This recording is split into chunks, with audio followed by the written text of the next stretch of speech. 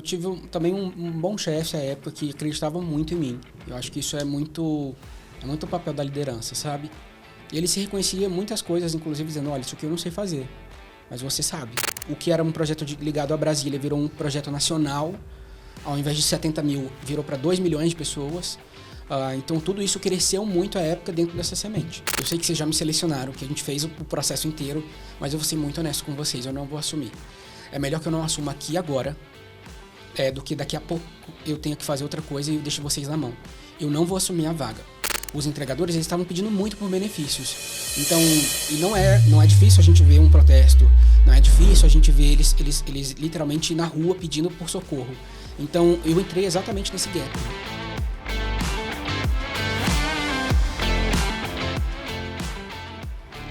Fala pessoal, tudo bem? Sejam muito bem-vindos a mais um episódio do Fintech Makers Podcast. Eu sou o Fernando Castro, apresentador desse programa, e hoje o nosso convidado é Jorge Júnior, um empreendedor do setor de fintech, já teve algumas premiações como vencedor do prêmio BNS Garagem, Google for Startup, Forbes Under 30, mas acima de tudo é um cara muito bacana que tem uma trajetória incrível, está como CEO da Trampay hoje, mas além de tudo ajuda o ecossistema como um todo. Jorge, seja muito bem-vindo.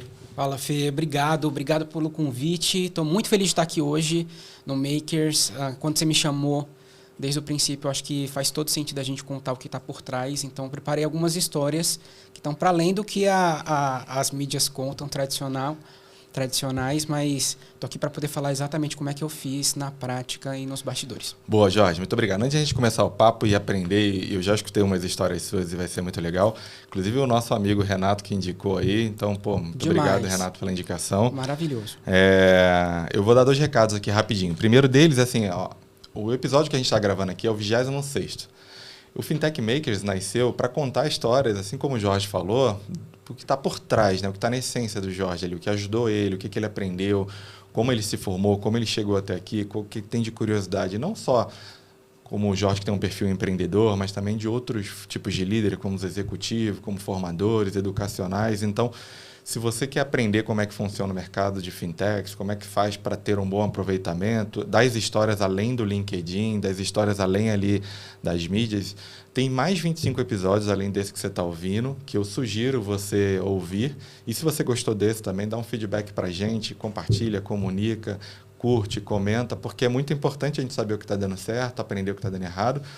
Porque as histórias que a gente conta aqui não são as histórias tradicionais que estão, são histórias de como ele se formou, de como ele aprendeu. O Jorge, que, por exemplo, teve muito insight na universidade, tirou e viu a dor no mercado, se conectou com pessoas, se conectou com o ecossistema. Então, ouve até o fim, compartilha depois e vai lá no nosso feed e aproveita as 25 histórias. Além disso, eu também queria falar do nosso patrocinador e apoiador aqui, que é a Outlive. Outlive, que é um daily health, né? É um suplemento que você toma diariamente. Eu, particularmente, trabalho muito. Final de semana agora tivemos um evento, trabalhei um dia 30 horas seguidas, sem dormir. Então, tem uma tendência muito grande a gente se alimentar mal, a gente se sentir cansado, fadigado, viaja bastante. Eu estou aqui com um daily health para travel, né? Que vem um pacotinho individual para cada dia. A Outlive me ajudou muito. Depois que eu comecei a fazer maratona também, isso aqui é para viagem. A gente tem uma capacidade muito grande de ficar doente, se alimentar mal, pensar, e isso atrapalha o nosso corpo. A gente perde foco, a gente perde rendimento. Então, se você tem uma vida corrida, seja no esporte, seja no trabalho, seja no dia a dia familiar, eu sugiro você fazer um teste. O Outlive ele tem 2 tamanhos, já tem um tamanho econômico, você compra uma embalagem para 30 dias, uma para viagem, faz todo sentido, tá bom? Já vou levar o meu para casa. Pode levar, eu acho que faz sentido. A gente tem um cupom de 10% de desconto. A Outlive tem alguns packs legais, também tem preço bacana. Eu tomo todo dia 2 anos, cara, assim, eu não fico mais doente, melhora bastante o foco, ajuda a gente. Tem um pessoal hoje que, para controlar a saúde, né, com ganho de peso, usa caneta para emagrecer, então também ajuda, porque quando você usa a caneta, você perde ali o apetite, deixa de se alimentar mal e fica muito cansado. Então, sugiro fazer um teste. Eu tenho certeza que não vai se arrepender. A gente vai deixar o link na descrição do episódio, com desconto e tudo mais. Recados dados, vamos voltar ao episódio. Jorge, é muito importante a gente saber, fazer um raio-x aqui seu, contar lá desde o começo, sua formação. Eu sei que quem olha para você aparência mais jovem aí, você é bem rodado, tem bastante, acho que bastante aventura e bastante coisa para compartilhar. De bastidores, a gente conheceu algumas histórias suas. Tem uma que eu achei incrível, que você vai contar mais por fim aqui pra gente. Mas como é que foi? Quem é o Jorge desde o começo? Lá de Recife? Conta a tua história. É contigo. Demais, demais, Fê. Obrigado mais uma vez pela oportunidade. Muito feliz de estar aqui. Como eu te trouxe, assim, eu queria muito falar para o que está além, né, exatamente do que qualquer mídia comenta sobre a gente. Eu nasci em Recife, num lugar super simples, uma família muito humilde. E para mim, de verdade, assim, o que mais me pega é que eu sempre fui um cara muito criativo. Mas eu não fui criativo do nada. Eu fui criativo porque a vida me fez ser criativo. Então, quando você não tem muita brecha de oportunidade para nada muito claro te vira fácil, você tem duas maneiras de lidar com isso, né? Ou seguir um flow mais seguro possível, ou de fato ser um cara muito que não aceita muito as condições do jeito que estão. Eu sou esse segundo perfil.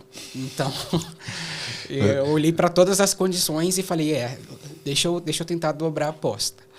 E você nasceu em Recife, né? Isso. Eu adoro Recife. Acho que Recife é um lugar incrível. Já tive empresa lá. Seus pais trabalhavam ou você ficava sozinho com sua irmã? Você tem uma irmã? Eu sou o filho mais novo, tenho uma irmã. Mais um da turma dos filhos mais novos. Exato, um bom caçula aqui. E, cara, minha irmã é extraordinária, meu pai sempre trabalhou muito, minha mãe também. E aí eles eram aquele... Bom cafezinho, obrigado. Bom café. Do lado do meu pai, ele era office boy, então também já traz algumas referências do que eu faço hoje para a vida. Então ele sempre trabalhou informalmente. Minha mãe era professora. Então, mas lá em Recife, especificamente naquele tempo, as coisas eram bem difíceis pra gente, bem difíceis. Sabe quando você realmente não tinha condição praticamente para poder de subsistência mesmo, que foi também o que levou a gente a se mudar. Depois eu fui para Brasília. Mas o que eu queria sempre destacar de Recife é que eu acho que muitas pessoas criativas ou do cenário criativo, seja no cinema, no empreendedorismo, em qualquer área, muitos deles estão em Recife. Muitos deles são pernambucanos. E eu acho assim, eu reconheço muito essa questão da cultura, do bairrismo de lá. Então, sempre senti, mesmo depois mudando para Brasília, eu sempre senti um sangue muito forte nordestino. Então, todas as minhas referências, e aí bem do não sucumbir. Assim, eu acho que Recife me resume nisso.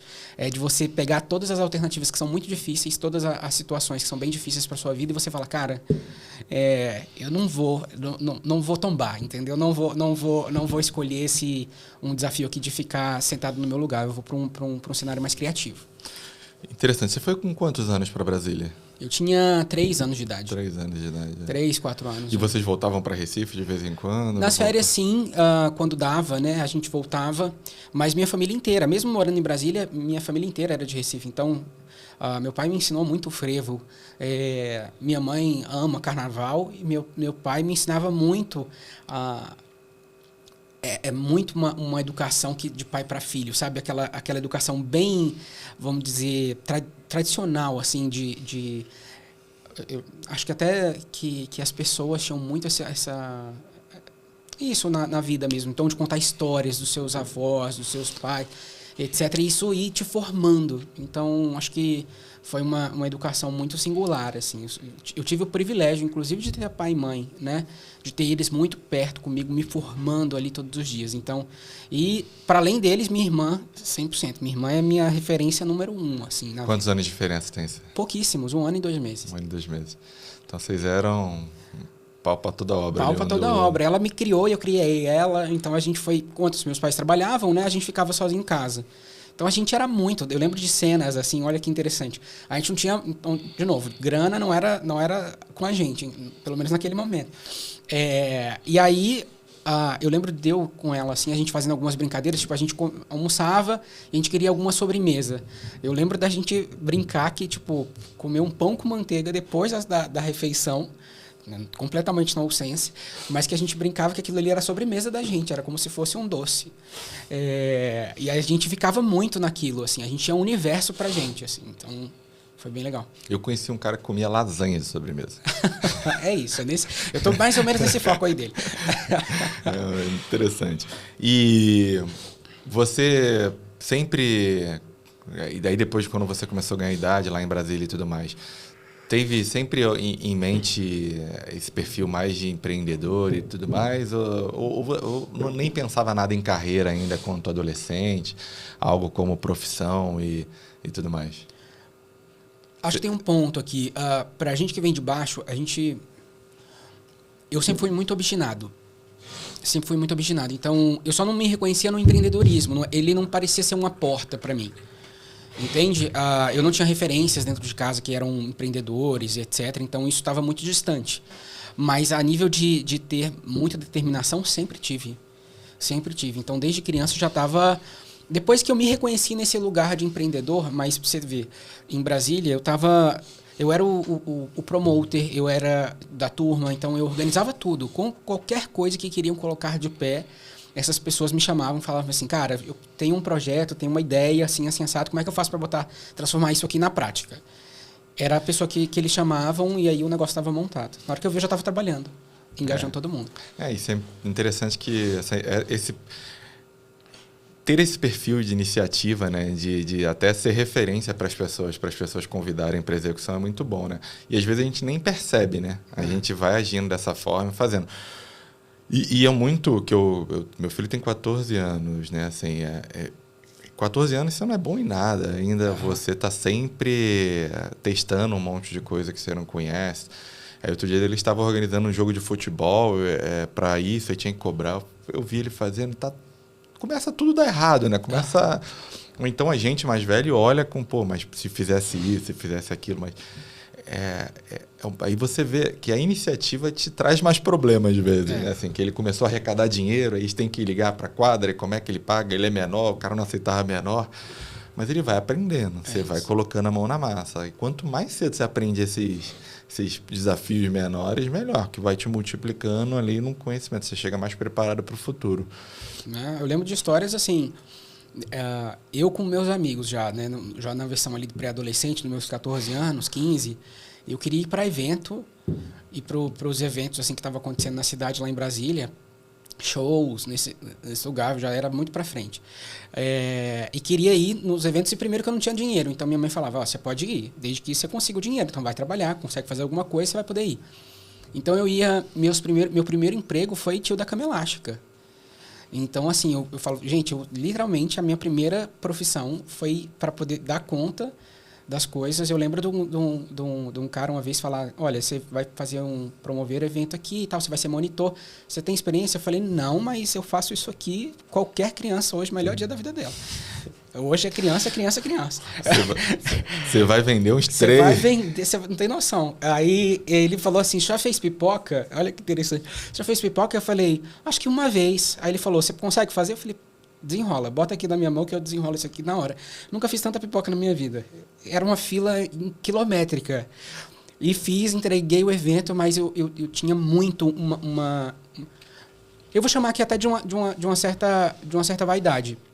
Eu sabia do que eu estava fazendo, mas eu não me colocava num lugar de menos. Então, num lugar menor. Então, eu lembro quando eu fui fazer eventos, sei lá, na casa de um embaixador. Eu já fazia inglês ali também né, nas minhas condições, etc., aprendendo e tal. Eu cheguei num evento para poder fazer, estava conversando com uma criança na casa do embaixador, em inglês. E aí eles chegaram assim, dizendo o que eu estava falando com aquela criança e tal. Como assim? É uma pessoa que mexe que é o monitor, está falando com a criança em inglês. E eu falei, qual o problema? Da mesma maneira que eu converso com ela, eu vou conversar com você.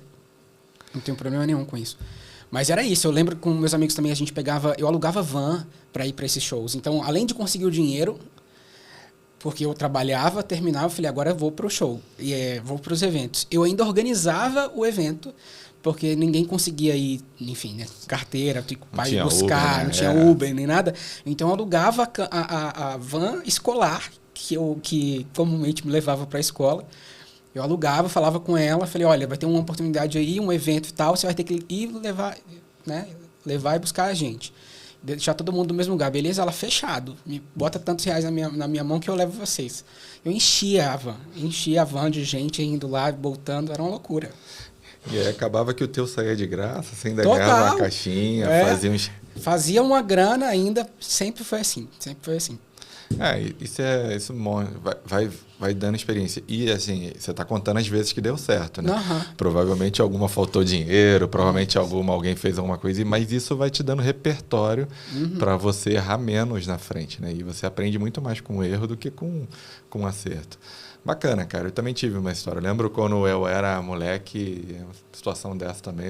Mãe, pô, a galera vai comer um hambúrguer fim de semana e a gente também não tinha uma condição assim, nunca faltou nada, mas também tinha. Ela falou, beleza, pode ir, mas não tem grana. Aí, no começo da época de informática, um amigo tinha uma loja, eu falei, pô, não quer que eu distribua uns panfletos seu não? Aí, sabe aquele corre de necessidade? Eu peguei meu moleque, distribuí os panfletos, ganhar grana para comer um hambúrguer fim de semana. E aí depois acabei ajudando ele a consertar uns computadores, umas paradas assim. É isso, é exatamente isso.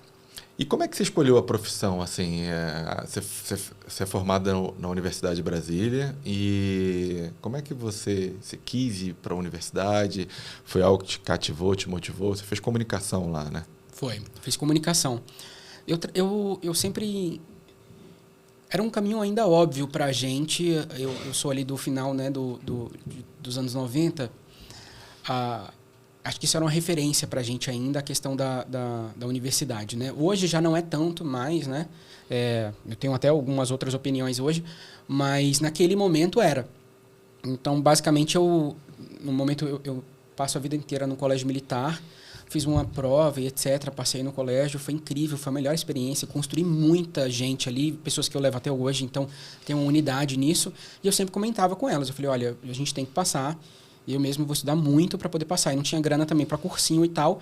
Então, eu fui convocando ali. Pessoal, quem quer ir comigo todos os dias aqui para a biblioteca pública? A gente vai lá todos os dias. Saiu da escola, a gente vai direto para a biblioteca, vamos pegar o edital e vamos estudar para poder passar no vestibular. Um amigo meu levantou a mão, fomos eu e ele todos os dias, religiosamente. E depois, no final do ano, estava lá, meu nome aprovado. E eu sempre comentei com a minha mãe. Eu falei, cara, eu quero fazer comunicação não para promover os outros. Apesar de acreditar muito na profissão e etc., mas eu sinto que eu preciso promover um dia algo que eu acredite. E eu quero começar por aqui. Vou ser mais generalista e etc. com a comunicação, mas vou conseguir beber de várias fontes ali dentro da universidade. Foi mais ou menos como eu me formei. Então, dentro da universidade pública, você consegue ainda fazer algumas matérias de engenharia. Você não forma somente dentro daquele quadradinho da sua matéria, né? Então, peguei várias outras matérias, diversos outros cursos, para também, enfim, aumentar meu repertório. Boa. E o que você falou é interessante, né? Assim, de você não usar só como profissão para você prestar serviço daquilo, mas para melhorar a sua jornada, a sua vida e ter esse viés de curiosidade também de plugar em outras áreas para saber como elas funcionam. E uma coisa que eu vejo muito de convidado que vem aqui, que você falou que estudou no colégio militar e que traz relações do seu colégio até hoje, de profissões e tudo mais, que eu vejo muita gente que que carregou a turminha da universidade, turminha do colégio, turminha... A gente recebeu 2 convidados aqui da empresa Júnior. Parece que forma tipo uma gangue ali e todo mundo que vai se puxando para cima. Isso acontece para baixo também, né? Você se junta com a galera que não quer nada e quando vê você está no meio do nada junto com a galera. Mas a galera que estuda, que tem iniciativa, que é inquieto ali, tende a se colar e se, sei lá, evoluir junto, ou colaborar junto, fazer network junto, continuar a carreira junto. E você teve um pouco disso, pelo que você falou. Foi intencional? Você queria mesmo? Você olhou, porra, cara, você vai ser CEO de uma empresa, eu vou ser CEO de outra, a gente vai colaborar, vai que você tem fundo de investimento, eu também tem? Ou foi só para passar na faculdade, do jeito que você contou? Cara, foi só para... Naquele momento eu não tinha essa perspectiva tão a longo prazo.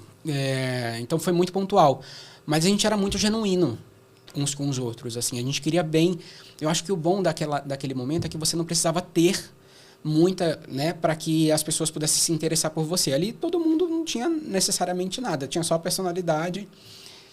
E a gente se apaixonava uns pelos outros e falou, cara, eu tenho amigos que são o mesmo grupo há mais de 20 anos.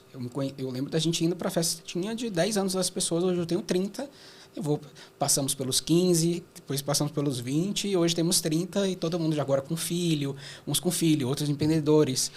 Enfim, todo mundo muito na mesma pegada. Isso, cara, vai muito da reflexão, né? Assim, às vezes você faz má aliança, né? Assim, se conecta com pessoas que não têm o mesmo propósito, mas você acha que você está ali, cara, isso vai te atrapalhar na carreira, né? Exato, até na faculdade. Na faculdade foi algo singular. Eu encontrei uma outra pessoa agora, nesse final de semana, enfim, vieram aqui para São Paulo e falaram, olha, a gente está aqui, a gente quer te ver e tal. Fui almoçar. E aí, eles lembraram claramente do dia que eu cheguei para eles e falei, olha, eu tive uma ideia, inclusive, eu falei, olha, eu não quero mais sair, festa, nada. Eu falei exatamente assim para eles, eu estou pegando retorno. Vocês continuem, eu estou voltando, encontrei um eixo e eu estou muito concentrado nisso, em fazer isso virar. Eles disseram que, eu lembro do dia que você, tipo uns 8 anos atrás, falou isso pra gente, desde então, você realmente focou e fez o negócio acontecer. E não foi rápido, né? Não, definitivamente não. Pessoas acreditam em milagre, eu falo, cara, existe sim. Depois de alguns anos, muito esforço, muitas horas, aí existe sorte, milagre. E, assim, a gente teve uma época, uns anos atrás, era muito comum a gente falar que a universidade está falida, a universidade não serve para nada, a universidade não forma, é melhor fazer curso e tudo mais. Assim, e também tem gente defendendo. Mas eu sempre vejo nos líderes, seja empreendedor ou seja um executivo tradicional que vem aqui e conta a história, a maioria deles aproveitou muito o período de universidade, a maioria deles não só tecnicamente para desenvolver, mas também para network, para conhecimento, para se desenvolver como um todo e treinar. O que você acha? Você acha que a universidade vale a pena mesmo, hoje em dia? Bom ponto de discussão nesse momento, inclusive, que a gente está vivendo. Minha opinião sincera, eu acho que a universidade ela é caríssima hoje se você quiser seguir um lugar acadêmico. Eu estou acreditando hoje muito mais numa evolução prática das coisas. Ainda mais com AI, com tudo que mudou. Eu acho que se você entra necessariamente numa trilha hoje, de uma universidade, ela não está acompanhando a velocidade da prática do mercado. Então está um abismo muito grande. Já era um abismo quando eu entrei, a gente já tinha uma distância relevante, mas eu acho que agora está maior. O que eu quero dizer com isso?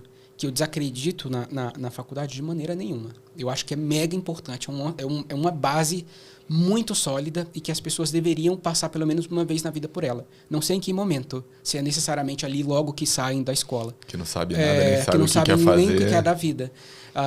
Mas eu diria hoje também para que as pessoas não dispensem um conhecimento prático. E o que eu sinto mais falta nas pessoas é ter esse conhecimento prático. O prático é você buscar, chamar seus amigos para ir de van escolar. Entende? Uhum. E a maioria das pessoas não teve essa sacada antes. Então já saem muito cru a nível de experiência de trabalho, de ter passado situações difíceis, de ter que resolver algum problema. Nunca resolveram nada. Chegam na faculdade, também não resolvem nada. Muita teoria. E então você desconhece muito a prática. E quando chega na prática é um caos, é um choque.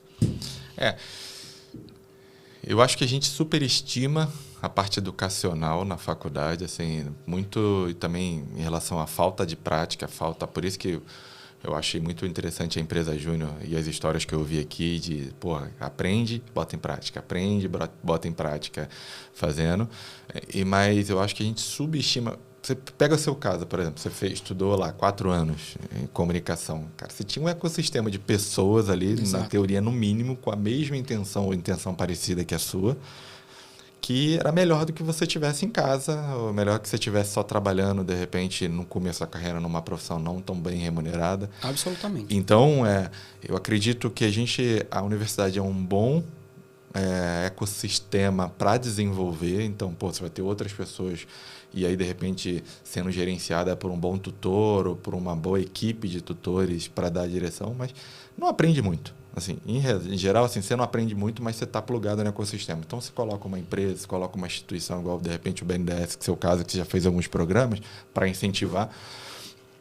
Mas não aprende muito. Eu lembro que quando eu fiz a minha universidade de tecnologia, foi muito tempo atrás, assim, a gente já estava naquele cabo azul de rede e a gente, no laboratório, tinha um cabo coaxial, que era um antigo que ninguém mais usava, que era extremamente difícil de você ver, mas a gente estava aprendendo. Então, assim, Exato. aí a gente passou, sei lá, um semestre aprendendo a fazer o cabo para nunca usar isso na prática. Então, você imagina, eu tinha contato no emprego já, fazendo o cabo antigo, falar, professor, a gente não usa isso aqui mais. Por que é? Não, tem que aprender a teoria. Mas, em compensação, muitos amigos meus que estavam lá fazendo faculdade comigo já trabalhavam, a gente trocava experiência e tudo mais. Então, assim... Esse é o lugar crítico que eu coloco. Então, assim, eu acho que a faculdade, que a universidade em si, ele é um lugar de expansão de consciência. Então, todo mundo tem que passar por lá. Eu, assim, eu acredito fielmente nisso. Todo mundo tem que passar uma vez na vida por esse lugar de expansão, porque você, de fato, abre teus horizontes. Mas é importantíssimo que, paralelo a isso, você caminhe com algo que te dê compasso, que te dê essa noção de realidade. Então, eu lembro muito na época da faculdade, imagina, eles também, você comentou aí sobre o Cabo Azul, na minha faculdade eu lembro deles fazendo oficina de fotografia que era com foto revelada. Eu falei, gente, imagina, a gente não tem mais, isso aqui não tem mais aplicabilidade. Né? Tudo bem, a gente aprender e tal, mas não tem mais aplicabilidade. E, de repente, 6 meses estudando isso, né? Assim, é desnecessário. Pode até aprender, fazer um simpósio, sei lá, alguma coisa de um final de semana, um dia, algo desse tipo. Mas eu acho que a gente ficou muito indignado. E assim, a metade da turma já trabalhava e metade não trabalhava. A gente ficava mais preocupado ainda com a turma que não trabalhava, que achava que ia sair daquele semestre e ia para a rua para fazer, mas não ia. Exato. Assim. Eu tenho um ponto até que você falou de empresa júnior. Eu tive um problema grande na minha faculdade em relação a isso. Eu adoro o movimento, acho incrível o movimento. Mas eu também tenho críticas ao movimento. Eu acho que eu sou uma das únicas pessoas que fala abertamente sobre isso. Porque assim que eu cheguei na faculdade, tinha uma empresa muito boa na comunicação. E aí, o que eu levantei para eles, eu trouxe assim, falei, pessoal, mas não tem remuneração? Como é que vocês fazem com as pessoas que são pobres? Porque a gente que é pobre ou que não tem grana, a gente vai trabalhar, tenha certeza disso, a gente vai trabalhar, a gente não está aqui pelo luxo. Mas ia ser ótimo se pelo menos guardado essa agenda, guardado esse recorte, não aqueles que têm, etc., tudo bem, estão aqui para poder aprender e todo mundo está aqui para aprender. Mas tem que ter algum tipo de bolsa para aqueles que mais precisam, porque senão a conta não fecha. Porque quem precisa de mim não sou eu, é a minha família. Então, não tem porta para mim aqui dentro. Então, eu fui muito crítico, dentro até de um auditório na época. Eu falei, pessoal, eu não consigo entrar na empresa júnior, porque eu vou ter que trabalhar. E aí fui trabalhar, enfim, consegui outros estágios, consegui resolver minha vida. Mas você está crítico. falando é óbvio, né? Assim, aí até provavelmente você não vai ser beneficiado por essa iniciativa, porque você vai ter que arrumar um trabalho remunerado para se sustentar. E isso não é aplicado a você, no caso, né? Deveria ter uma bolsa, deveria ter... Por isso que eu falo que, cara, eu fui para a China, Israel, Dubai, Vale do Silício, uma parte da minha vida eu fiquei muito inquieto, eu busquei muito conhecimento e muito de curiosidade. Como é que funciona o Vale? Como é que funciona isso? E eu percebi que são ecossistemas totalmente diferentes, mas que funcionam. Então, você vai para a China, cara, governo metendo a mão em tudo, muita empresa, dinheiro para caramba. Aí você vai para Israel, exército.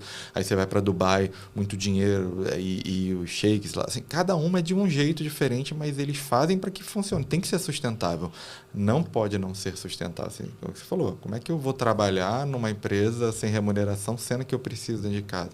Se você tem condições de trabalhar de graça para aprender, super. Vai lá, vai aprender e isso vai fazer todo sentido lá na frente. Mas você não tem, de fato. Então, acho que às vezes falta isso no Brasil, aqui nessas iniciativas. Falta ter uma visão muito mais de ecossistema do que, o que está precisando? Vamos pegar daquilo ali e trazer para cá para somar.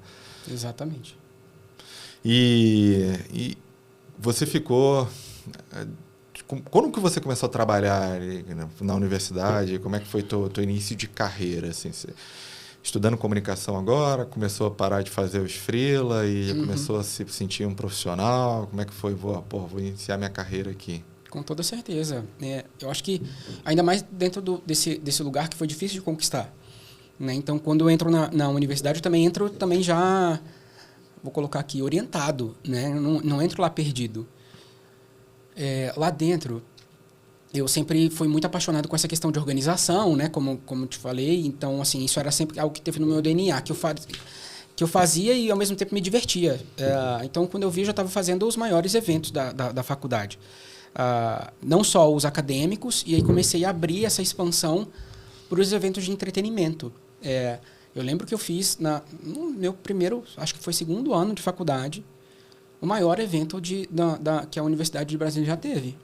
A gente fez um evento à fantasia na época, mas eram 8 mil, 9 mil pessoas dentro de uma estrutura. E tipo assim, pensando desde o conceito, como seria a venda disso, vendendo o ingresso de todas as formas, foi incrível. Não só fazendo uma festa ali, né? Mas fazendo um evento, fazendo um negócio. Com estrutura, branding, carregando em tudo quanto é lugar, se desafiando. Um negócio grande, assim. A gente pegou grandes artistas na época que estavam no topo. Chamamos uma produtora para perto para poder executar junto conosco, mas foi um trabalho bem pensado, assim. A gente fez algo muito grande na universidade. E aquilo ali já me deu mais alçada. De lá eu comecei tanto a ir mais para trabalhar com produção de eventos de uma maneira profissional, como também eu abri frentes ali para... Trabalhei com rádio, fiz estágio em rádio, em jornal. Então também tive muito essa eu passei por cada cantinho ali da comunicação, eu fui experimentando. Porque a gente aprende muito na teoria, mas quando a gente experimenta, quando a gente coloca a mão na massa, quando a gente toca ali, é muito importante, né? Exato. Meio que grava um pouco no nosso DNA, a gente carrega disso. E é muito mais fácil lembrar de algo que a gente fez do que algo que a gente viu, né? Estudou, né? Então, eu acho que é muito importante. E quando você se forma, você já se forma meio posicionado? E, na verdade, assim, duas coisas, né? Essa coisa de caminhar para a formação e também entrada no mundo corporativo. Como é que foi para você? Legal. Tem um ponto que eu queria comentar também. Sempre gosto de fazer essas histórias assim no paralelo, né, do que eu reparava no momento. Eu lembro, por exemplo, nesse momento de eu fazendo eventos e colocando o trem para rodar, eu tinha um amigo que ele tinha uma origem parecida com a minha. Então, vinha de um lugar bem simples, de escola pública e tal. A dele bem mais difícil do que a minha, inclusive. E assim que ele entra na faculdade, ele fala assim, cara, já estou trabalhando. Eu falei, pô, que bom. E aí ele veio me falar, pô, eu entreguei lá, eu estou trabalhando no McDonald's. E eu falei, guardado todo o respeito, mas por que você agora está dentro de uma universidade? Você está, né? Você consegue com um salário maior, você consegue trazer teu talento, de tudo que você está aprendendo aqui, para um novo nível. Por quê? Ele falou tanto desse lugar da necessidade, mas era um lugar de visão mesmo. Então, ele não tinha essa visão. Mesmo que tinham virado a chavinha para ele, já tinha tido um sim, ele não tinha essa visão que ele poderia remeter para outros lugares. A referência dele era essa. E eu falei, não é possível. Assim, cara, vamos mudar essa perspectiva aqui, porque não tem como você passar na Universidade de Brasília e voltar para a mesma coisa. Você tem que ir para uma coisa completamente diferente. Eu sempre tive esse lugar, então já tanto com a produção, aí teve um momento que eu fiquei bem conhecido na cidade com essa questão de produção e de mobilização. Eu era uma pessoa que tinha uma certa, acho que esse sempre foi meu principal talento. Algo que eu acredito, eu consigo mobilizar todas as tribos em cima disso. Então, até o momento que eu abri uma vaga dentro da OAB, da Ordem dos Advogados do Brasil, em Brasília, e eles estavam exatamente com uma vaga voltada a eventos, então tinha que ser uma vaga mais generalista, mas a perspectiva da vaga era engajar os advogados. Então, tinha um corpo lá de 70 mil pessoas ativas, que não tinham um bom relacionamento com a ordem, ao mesmo tempo uma instituição política, ao mesmo tempo não tinha nenhum tipo de benefício ligado a essa agenda, e todos os advogados tinham que pagar uma anuidade. Então, para você pagar por não ter nada de reciprocidade, enfim, entra toda aquela questão. E aí justamente abriram essa vaga para que eu tivesse lá no meio. E ali eu me vi pela primeira vez já dentro de um mercado corporativo tradicional, muito tradicional. E ali eu conhecia as entranhas ali por onde aconteciam as coisas, entende? Então, uma organização que tem poder basicamente de oferecer um impeachment. Né? Então, tem um poder relevante associado à ordem. E aí, enfim, comecei meu trabalho por lá, mais corporativo. Boa. E eu acho que voltando na minha primeira mensagem que você deu ali sobre você se abrir novos horizontes, né? Igual você comentou com seu amigo. Eu acho que isso é muito importante e a gente não consegue ver às vezes, sabe? Então é muito importante a gente se comunicar, a gente conversar, a gente ouvir outras pessoas, a gente aprender. Eu acho até que a universidade é um lugar bom para isso, porque às vezes você está no teu ecossistema, ou na tua comunidade, ou no teu ciclo, e aí você só vai ver, assim, eu digo que às vezes é igual você subir um morro, sabe? Você está embaixo, às vezes lá num terreno mais baixo, você não só vê a árvore, você só vê aqueles 10 metros, mas quando você sobe o morro, você consegue ver quilômetros à frente. Então, é isso, cara. Tá ligado, se conecta com as pessoas, vê como é que teu amiguinho viu, escuta o podcast para saber as histórias. Podcast como esse, imagina, você tem 25 histórias de pessoas que estão plugadas dentro do ecossistema, com experiência compartilhada, já sofreram, já aprenderam, tiveram sucesso, quebraram. E isso vai te inspirando, isso vai te dando um background ali, pelo menos teórico, para você ver como é que agir. E voltando para a tua primeira experiência no corporativo ali, foi uma boa oportunidade, 70 mil pessoas ali, você já tinha feito um evento grande, agora vai plugar para testar, né? Você testar ali um público maior, mas também sair de um pouco e experimentar coisas novas, né? Assim, você ficou com receio, medo? Como é que foi? Legal. Não necessariamente, não tinha medo, mas eu tive também um bom chefe à época que acreditava muito em mim. Eu acho que isso é muito o papel da liderança, sabe? Ele se reconhecia muitas coisas, inclusive dizendo, olha, isso aqui eu não sei fazer, mas você sabe. Quero que você execute isso aqui. E aí, basicamente, para mim, ter um sinal verde era ter asa, assim. Então, eu falei, cara, agora eu vou botar tudo que eu posso, assim, sabe? O que aconteceu na prática? Dentro da Ordem, eu tive a oportunidade de intraempreender. Então, um lugar muito tradicional, né? Com todo mundo engravatado e aquele lugar mega... Trabalhar de gravata? Tudo. Assim, era trabalhar de gravata e todo mundo muito religioso ali, né? Dentro daquele rito. E eu, um cara mega criativo. E aí, o desafio que chegou na minha mão na época era a gente tá com uma receita baixa. Basicamente, a gente só tem um repasse aqui dessa anuidade. Então, a receita está baixa, ninguém está engajado e a gente precisa tentar criar alguma coisa nova para poder engajá-los. E aí eu falei, cara, você não encontra engajamento numa coisa óbvia, num sorteio. Amanhã, de novo, é igual o assistencialismo. Amanhã você vai estar com fome de novo. Você pode entregar a cesta hoje, amanhã você vai estar com fome de novo. Já não tem mais esse sentimento. Você precisa de alguma coisa recorrente. Você precisa de alguma coisa. E aqui também já tem um modelo de negócio, né? Então, você precisa de alguma coisa que sempre você vai estar num ponto de contato com essa pessoa. Um benefício que seja recorrente. E aí eu fui criando, junto com eles, à época, um benefício que era tipo um convênio. Então, na época, era famoso o Groupon, Peixe Urbano, era famoso esse tipo de compra coletiva. Então, a gente trouxe a mesma ideia para poder adaptar para aquele grupo de 70 mil pessoas. Então, fazia convênios com diversos estabelecimentos privados, que eles podiam ter acesso a descontos e etc. E ali a gente conseguia já começar a engajá-los. Foi um sucesso, só que depois a gente foi fazendo também melhorando esse produto, né? Então, foi trazendo uma wallet virtual.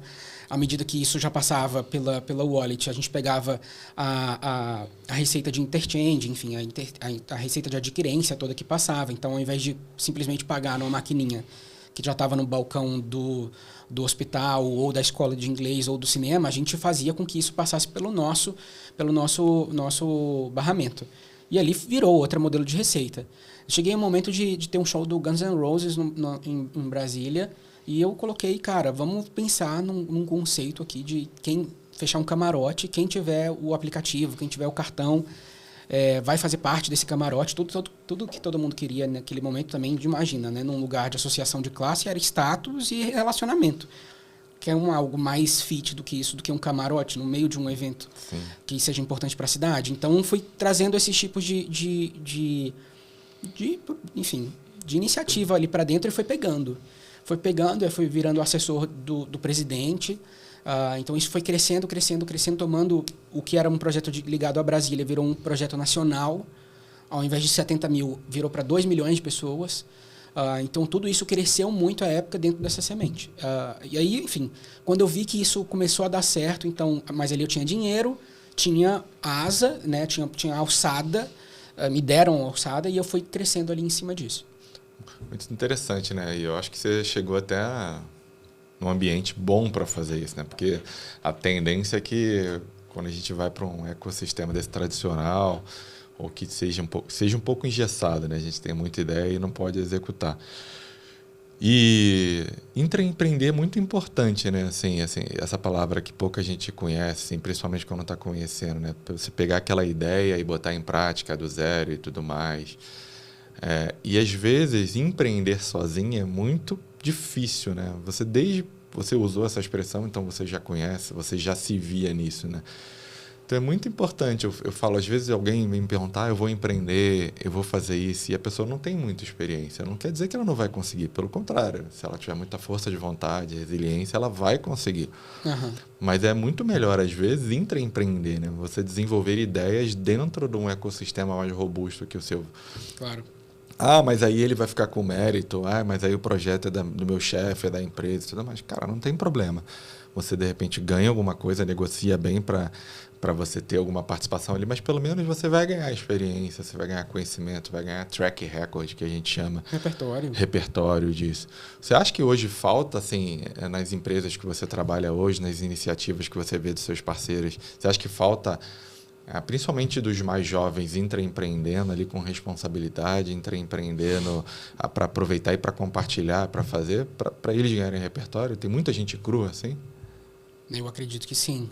Tem lugares específicos que eu vejo que são ilhas, assim, que não deixaram isso acontecer e se moldam bem em relação a isso. Então, fazem com que toda a organização intraempreenda. Mas tem outros, e a grande maioria, você vai encontrar pessoas assim. É uma pena no sistema público ser assim, é uma pena em diversas outras empresas tradicionais também ser assim. Então, as pessoas... Tudo que elas têm de expectativa é o salário delas. Elas não têm uma perspectiva de construção a longo prazo, entende? E eu não estou falando aqui somente de grana, eu estou falando de construção. Cara, eu quero mudar o ponteiro de alguma coisa. É para isso que a gente trabalha no final do dia, né? Cara, eu vou colocar meu esforço aonde? Né? Eu quero mover qual ponteiro que eu quero escolher mover.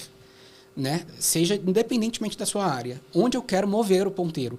E você simplesmente ficar feliz, guardado, tipo assim, eu não quero mover ponteiro nenhum, eu quero simplesmente ganhar o meu e quanto mais apagado for, melhor, eu acho um desperdício. Assim, sabe? Porque eu acho que nem todas as pessoas têm esse mesmo perfil, mas muita gente cai nesse conto.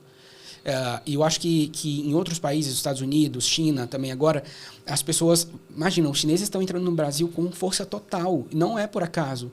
E o relato deles é esse, que eles chegam aqui e veem que os brasileiros, eles trabalham, mas eles não gostam tem uma criatividade, tem tudo aqui no terreno, só que basicamente eles falam, cara, a galera quer mais descanso, não quer mover ponteiro. Entende? Então eles falam, então, maravilha, a gente vem, move o ponteiro para vocês, para onde a gente quer que seja movido e vocês trabalham para a gente. Então, eles estão entrando aqui por essa estratégia também. É importante que a gente se ligue nisso. Então, dentro do meu país, quem vai trazer a agenda são os outros? Ou a gente tem plena capacidade de dizer para onde que de fato é um bom lugar e onde eu quero estar dentro dessa engrenagem, sabe? Sim. Não. É, no mínimo, preocupante, né? Assim, a gente estimular pouco ou pegar o mérito de todo o nosso esforço e dar na mão de terceiros, né? Enfim, vamos voltar para você. Aí, show do Guns N' Roses, evento, mais engajamento, começou a colher os frutos disso, foi promovido, virou presidente da OAB, foi isso? Quase isso, mentira. Muito longe disso, na verdade, muito longe. Então, pelo contrário, nada disso aconteceu. Na prática, houve uma outra eleição, uma outra gestão subiu, e eu perdi tudo. Aí você conheceu a política. Aí eu conheci a política. Aí eu falei, poxa, toda aquela construção inteira que a gente fez junto, tudo aquilo que a gente engajou e moveu o ponteiro, nada se sustentou. Foi aí que me veio aquela indignação, sabe? Que veio também como ignição para que você crie o seu próprio. Então eu falei, eu tive a oportunidade aqui de entender muito como é que funciona, entendi muito também do ecossistema de startups, entendi muito, ainda não, né? Mas assim, eu consegui ter pelo menos uma pincelada importante no primeiro nível. E aí, naquele momento, basicamente, eu sou um cara de muita fé também, Fê, muita fé. Então, acho que, inclusive, o maior capital que eu digo que eu tenho não é grana, não é relacionamento, é fé. Esse é o que me faz. E naquele momento eu pedi mesmo uma oportunidade, dizendo, cara, eu quero sair daqui, já que não deu certo aquilo que eu acreditava tanto, mas eu quero ter uma oportunidade para poder colocar isso aqui de pé. E eu lembro do meu telefone tocar na mesa, assim, do meu ex-chefe, na época, né, comentar assim, cara, Jorge, na hora que ele me ligou, eu senti que era, tipo assim, a minha oportunidade. Não sei Antes de atender. Antes de atender. É uma coisa bem, bem etérea, mas é isso. Então, eu literalmente fui para a sala dele, ele falou, vem aqui para minha sala. Quando eu estava indo para a sala dele, eu senti, tipo, no meu ouvido, literalmente, dizendo, essa é a sua oportunidade. Quando eu sentei lá, eu só sentei como quem abre uma folha em branco e diz, e assim, fala, tipo, traz para a pessoa, pode dizer. O que você falar agora, eu tô contigo. Eu tô contigo. Aí ele pegou e trouxe assim para mim, olha, o Conselho de Medicina ligou para mim, querendo implementar o mesmo que a gente fez aqui para advogados, eles querem implementar lá dentro. Eu não sei fazer isso, não sei achar modelo de negócio aqui, não sei como tornar isso replicável, mas você sabe, você que fez aqui dentro. E eu que te pergunto, o que a gente vai fazer com isso? Aí ele jogou a bola e eu falei, caraca, naquele momento eu falei, acabei de mudar o tema do meu TCC. Eu estava pedindo, ao mesmo tempo, uma oportunidade para poder mudar a vida, algo que fosse algo que tivesse no meu repertório ali, que eu soubesse mexer. E aquele momento veio a sacada. Eu falei, caraca, eu vi. O que eu vi a nível, olhando do lado aqui de bastidor de empreendedorismo? Eu vi uma validação. Então, se tinha dado certo para advogados, se há uma outra associação que quer implementar agora, isso é uma validação pura. Sim. E o que eu trouxe se deu certo, se está dando certo para advogados e para médicos, que é uma categoria mega abastecida, eu vou chegar ali e você sabe quando o lugar já está limpo e você joga um bom ar? Uhum. Só para você sentir mais sensação ainda de limpeza? Eu falei, ali eu vou ser um bom ar. Eu quero jogar isso aqui para quem onde não tem nada, para quem onde está mais vulnerável. Eu quero levar isso aqui para a UTI do trabalho. E aí foi quando eu falei, eu quero ir para os informais, eu quero ir para onde ninguém nunca ouviu falar em benefício no trabalho. Nesse dia eu mudei. Tive o meu TCC, tive essa realização de que era Trampei, comecei a trabalhar nisso. Comecei aí, de fato, eu estava trabalhando lá, que mas... ano foi isso? Foi 2000, eu sei até a época, foi outubro de 2018. Boa. Foi outubro de 2018. Então, 2019, eu tinha que entregar o TCC. Eu falei, então já vou juntar A e B. Eu entrego isso aqui a partir do TCC a nível de ser um produto e, ao mesmo tempo, cubro o gap que falta para mim a nível de referência biográfica, assim, bibliográfica. Então, vou tentar entrar nesse universo de startups, entender se o negócio vale a pena, mas eu vou criar isso aqui, basicamente, com a desculpa de ser o TCC. E você acha que ou acho que é uma via de mão dupla aí na pergunta, mas você acha que o fato de você ter teu pai sendo office boy ali, ser um trabalhador informal, ter sofrido de repente você acompanhando isso e até ter trabalhado informal, te inspirou ou te ajudou, ou as duas coisas? Absolutamente. E eu trago isso em outros lugares, assim, né? Mas que praticamente foi algo que veio naquele momento de, tipo, a indignação que eu tinha com a vontade de dar certo, tudo isso no mesmo tacho. Eu falei, cara, isso aqui é a oportunidade, de fato, que eu acabei eu acho que dá certo juntar isso aqui, eu acho que isso aqui é o que a gente chama de insight no empreendedorismo. É quando você pega, de fato, algo que você junta dois universos e você chega numa realidade nova. Eu até estava escrevendo isso num livro recentemente, que era sobre isso, assim, né? O Walt Disney, ele não pensou na animação infantil, assim, né? Numa animação para crianças, assim, infantil, do nada. Ele via já um comportamento. Tinham pais que liam histórias para crianças, né, para dormir e tal. E, ao mesmo tempo, naquela época que ele estava, tinham começado a nascer as primeiras produções de cinema, né? Então, só que eram atores reais e etc. Então, ele juntou os atores reais e as produções de cinema com as histórias que eram contadas para as crianças. E aí ele teve um insight, pera, deixa eu juntar os dois, vai rolar.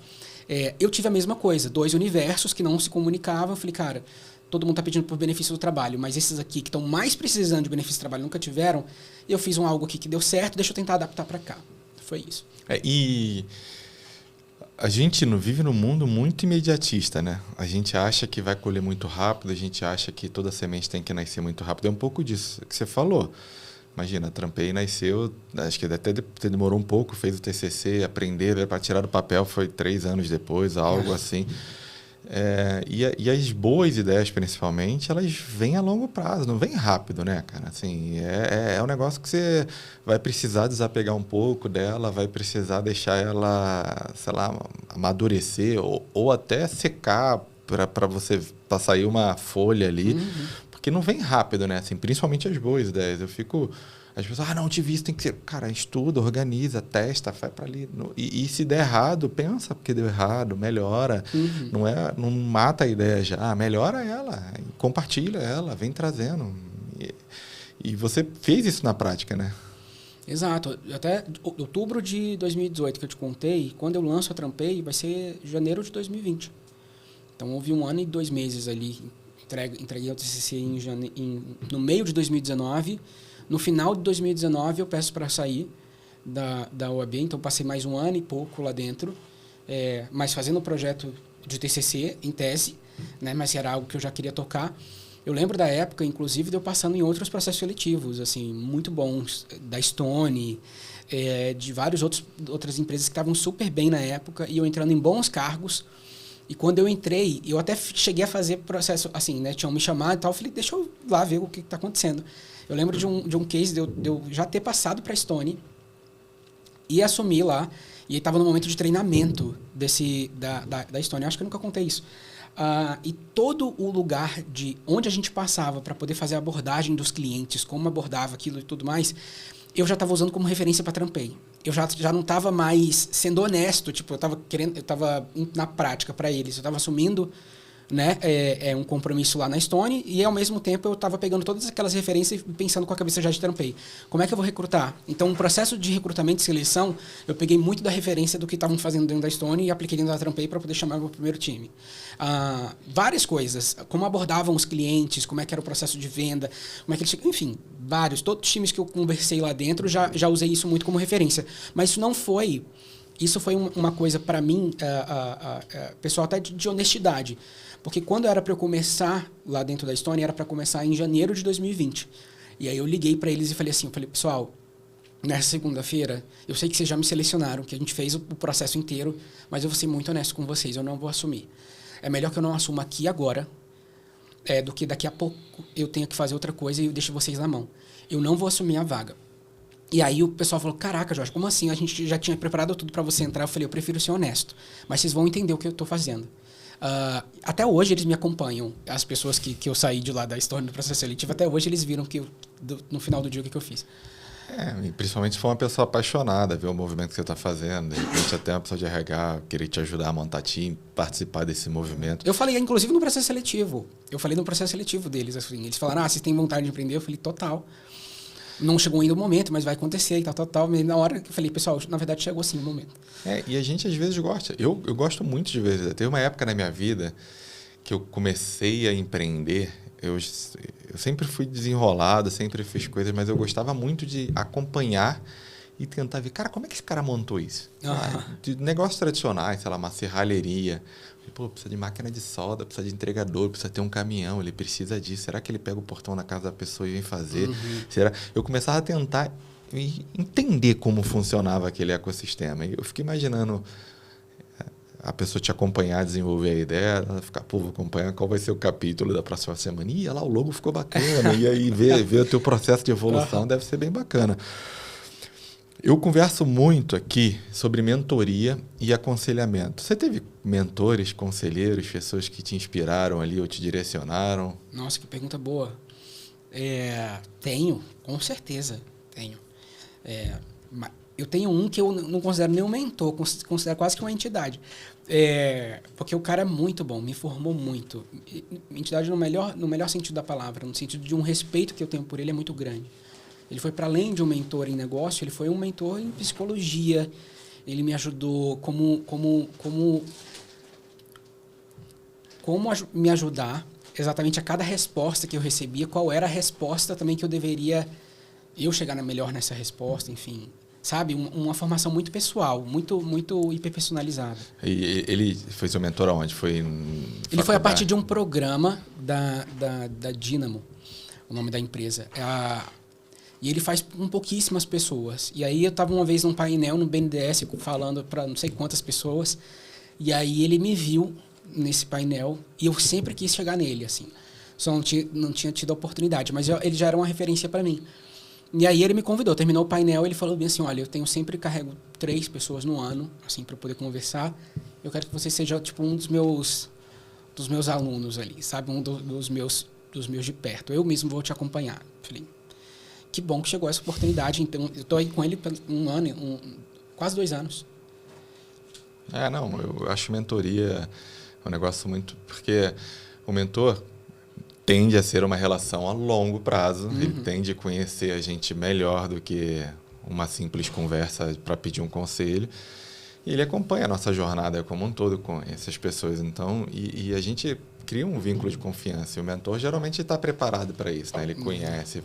Eu tive bons mentores. Tive um mentor do Vale do Silício, um brasileiro lá, que, E era engraçado que muitas vezes também, principalmente no começo, a gente desabafa mais com o mentor do que a gente ouve, né? Então, de novo, mais uma vez, problema para isso. Tal. E aí ele tem a tendência a ouvir bastante e depois ele tem a tendência a plugar as coisas, né? Assim, cara, tá vendo? Não tá ligando essa lâmpada, tá desplugada ali. Eu tive um problema com o sócio, ele falou, lembra quando eu te falei para você fazer um acordo de cotista? É verdade. E vai indo. Então, assim, eu aconselho muito a gente, assim, cara, tem alguém para você conversar, alguém no teu ciclo de confiança, a longo prazo. Não uma conversa de bar, exato, não um Twitter, não uma parada crua, né? Tem uma parada mais estruturada a longo prazo, nomeia o cara teu mentor mesmo. Você escolha bem também, para você não escolher qualquer um. Exato. Com certeza vai ser bons frutos colhidos ali da relação. Com o tempo, você acaba sentando nas 2 cadeiras. Então, tanto você precisa de um para você. Eu acho que na psicologia é a mesma forma, né? Quando você é psicólogo, eu também já ouvi isso, que eles precisam também ter terapeutas, né? Não só aplicar, mas também levar isso para outras sessões. Eu acho isso interessantíssimo. A mesma forma acontece com empreendedores. O bom mesmo é você tanto ser um lugar de escuta de quem pode estar anos-luz, né, mais passos à sua frente, te ajudar nessa formação, como você também certamente vai ser... tem assuntos específicos que você vai dominar muito e que é muito importante que você consiga passar esse mandato para frente também, né, para que as pessoas também entendam como fazer. Cara, eu um pouco curioso, digo. Eu fiz faculdade, eu fiz pós-graduação na PUC de neurociência, psicologia positiva, mindfulness, porque eu queria melhorar também, não que nada. Eu falei, cara, isso faz todo sentido para mim, eu queria estudar mais a fundo, e foi muito importante, a gente via um pouco disso. E a gente melhora muito quando a gente está falando, ouvindo, tendo em contato, seja para ajudar alguém, sei lá, se eu estiver prestando mentoria para você, eu vou aprender contigo, com certeza. E quando a gente também está ensinando para alguém, aprendendo de alguém também, a gente está ensinando. Então, assim, eu acho que de qualquer forma você aprende ali, mas o ponto que lá a gente fala que assim, psicologia positiva fala muito isso. Cara, tenha contato com coisas positivas. E eu aqui, cara, entrevistando 25 pessoas, às vezes eu fico ouvindo as histórias, repetindo e tudo mais, falo, cara, tem muito aprendizado, tem muita superação, tem muita compartilhamento de coisa positiva. Então, quando você está mentorando alguém, que é uma pergunta que eu ia te fazer, assim, se você é mentor de alguém, se você se coloca nessa posição, a gente tem a tendência a ouvir novas ideias, novos desafios, coisas que a gente não aprendeu, né? Você acha que falta muita iniciativa de a gente poder colaborar mais com quem está começando? Por exemplo, eu já tenho 45 anos, tenho essa tendência a querer ajudar os outros, não só no nosso mercado, mas na igreja, enfim, alguns outros movimentos. Você acha que falta a gente, às vezes, pela rotina de trabalho, querer devolver um pouco para a sociedade? Está todo mundo sempre olhando para o próprio umbigo? Bom ponto. Eu acho que não necessariamente. Acho que hoje você encontra muita disposição de conteúdo, seja online, em podcasts, no YouTube, enfim, diversas formas ali de você conseguir consumir conteúdo. Talvez o que eu diria são esse lugar mais hiperpersonalizado. Né? Para além do canal aberto, do conteúdo mais massificado, você precisa trazer suas experiências exatamente na prática o que está acontecendo na tua cozinha. Isso é realmente algo que eu provoco sempre para que as pessoas vão atrás de alguém que possam ter. Tem essa disponibilidade. Ter essa disponibilidade. Assim, eu tenho alguns mentorados e tenho mentores.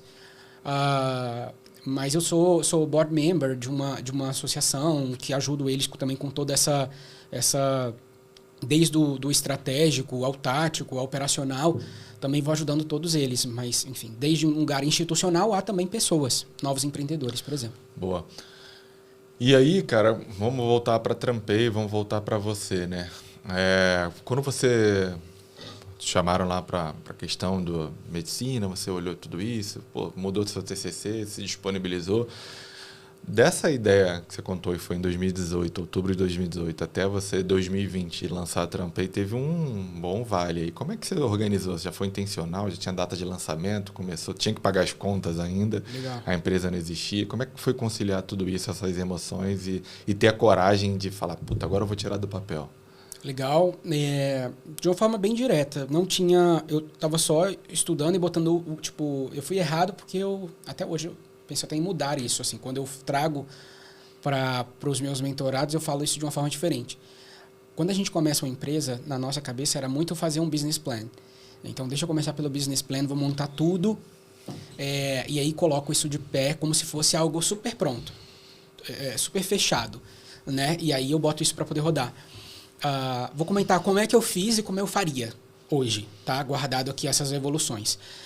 Como eu fiz na época foi isso. Então, montei um business plan, entendi que no business plan já estava suficiente, mas eu falei, está faltando aqui um repertório acadêmico, prático de startups. Isso aqui é uma startup? Não é? Tem escala? Não tem? Se eu faço por tecnologia, como eu faço? Onde é que eu busco esse tipo de conhecimento? Então, eu vi num podcast a Cris Arcangeli, na época, comentando, cara, no INSPER tem um curso super legal disso e tal. E aí, de Brasília, eu olhei esse curso e falei, cara, vou para São Paulo. Vou para São Paulo, vou pegar férias no trabalho. No meio do ano, tirei férias para poder escrever, com a licença também do trabalho, né? Dizer, olha, essas férias não vou descansar nem nada, vai ser para escrever meu TCC e vou precisar de 30 dias para poder escrever. Então, vim aqui para São Paulo em 2019 e minha primeira vez que eu tive aqui na cidade, me hospedei direitinho e, cara, mandei ver no INSPER e li muita coisa, fiz muito TCC, parei para poder entender qual era o caminho das pedras que eu deveria fazer e deixei o negócio pronto, assim. Mas vamos dizer que com o TCC eu termino o TCC e termino o business plan. E aquilo ali me dá um pouco de frio na barriga. Será que eu lanço? Será que eu não lanço? Será que isso aqui era só para eu chegar até aqui? E aí reúne em mim de novo, né? A minha fé que me faz muito, tem muito esse trabalho de ignição. Então, que me falava para eu poder colocar isso para frente. Eu lembro uma vez que eu fui num culto e literalmente, nesse momento, o pastor assim, levanta a mão e falou, quem está fazendo um negócio de impacto social deve fazer isso agora, desse jeito. E eu falei, cara, não tem ninguém nesse lugar aqui, eu e 5 pessoas, que está fazendo um negócio de impacto social. Então tá bom, entendi como uma resposta, eu vou fazer. Mas nesse nível de cuidado. E aí, tanto no lugar de fé, e aí foi montando, enfim, quando cheguei, aí passei para a Stone. Nesse momento que acontece o LEP ali de toda a Stone, e quando chega no início do ano, eu falei, cara, eu vou montar essa empresa. Quando eu comecei a conversar com A, com B, com o ex-chefe, dizendo o que eu estava montando, já foram surgindo oportunidades de investidores. Só de eu ter falado. Então, uma das coisas que eu mais falo assim, para todo mundo no Brasil a gente também tem muita a questão de vou manter a ideia para mim, não vou comentar com ninguém. Isso é um erro. Primeiro que ninguém vai montar tal qual você está pensando. Né? E a gente tem uma mania de ficar em silêncio. Cara, quando eu fui falando, foi quando as pessoas basicamente entenderam qual era meu posicionamento novo, o que eu estava fazendo, quem eles poderiam conectar também, e essas pessoas foram surgindo e me ligando.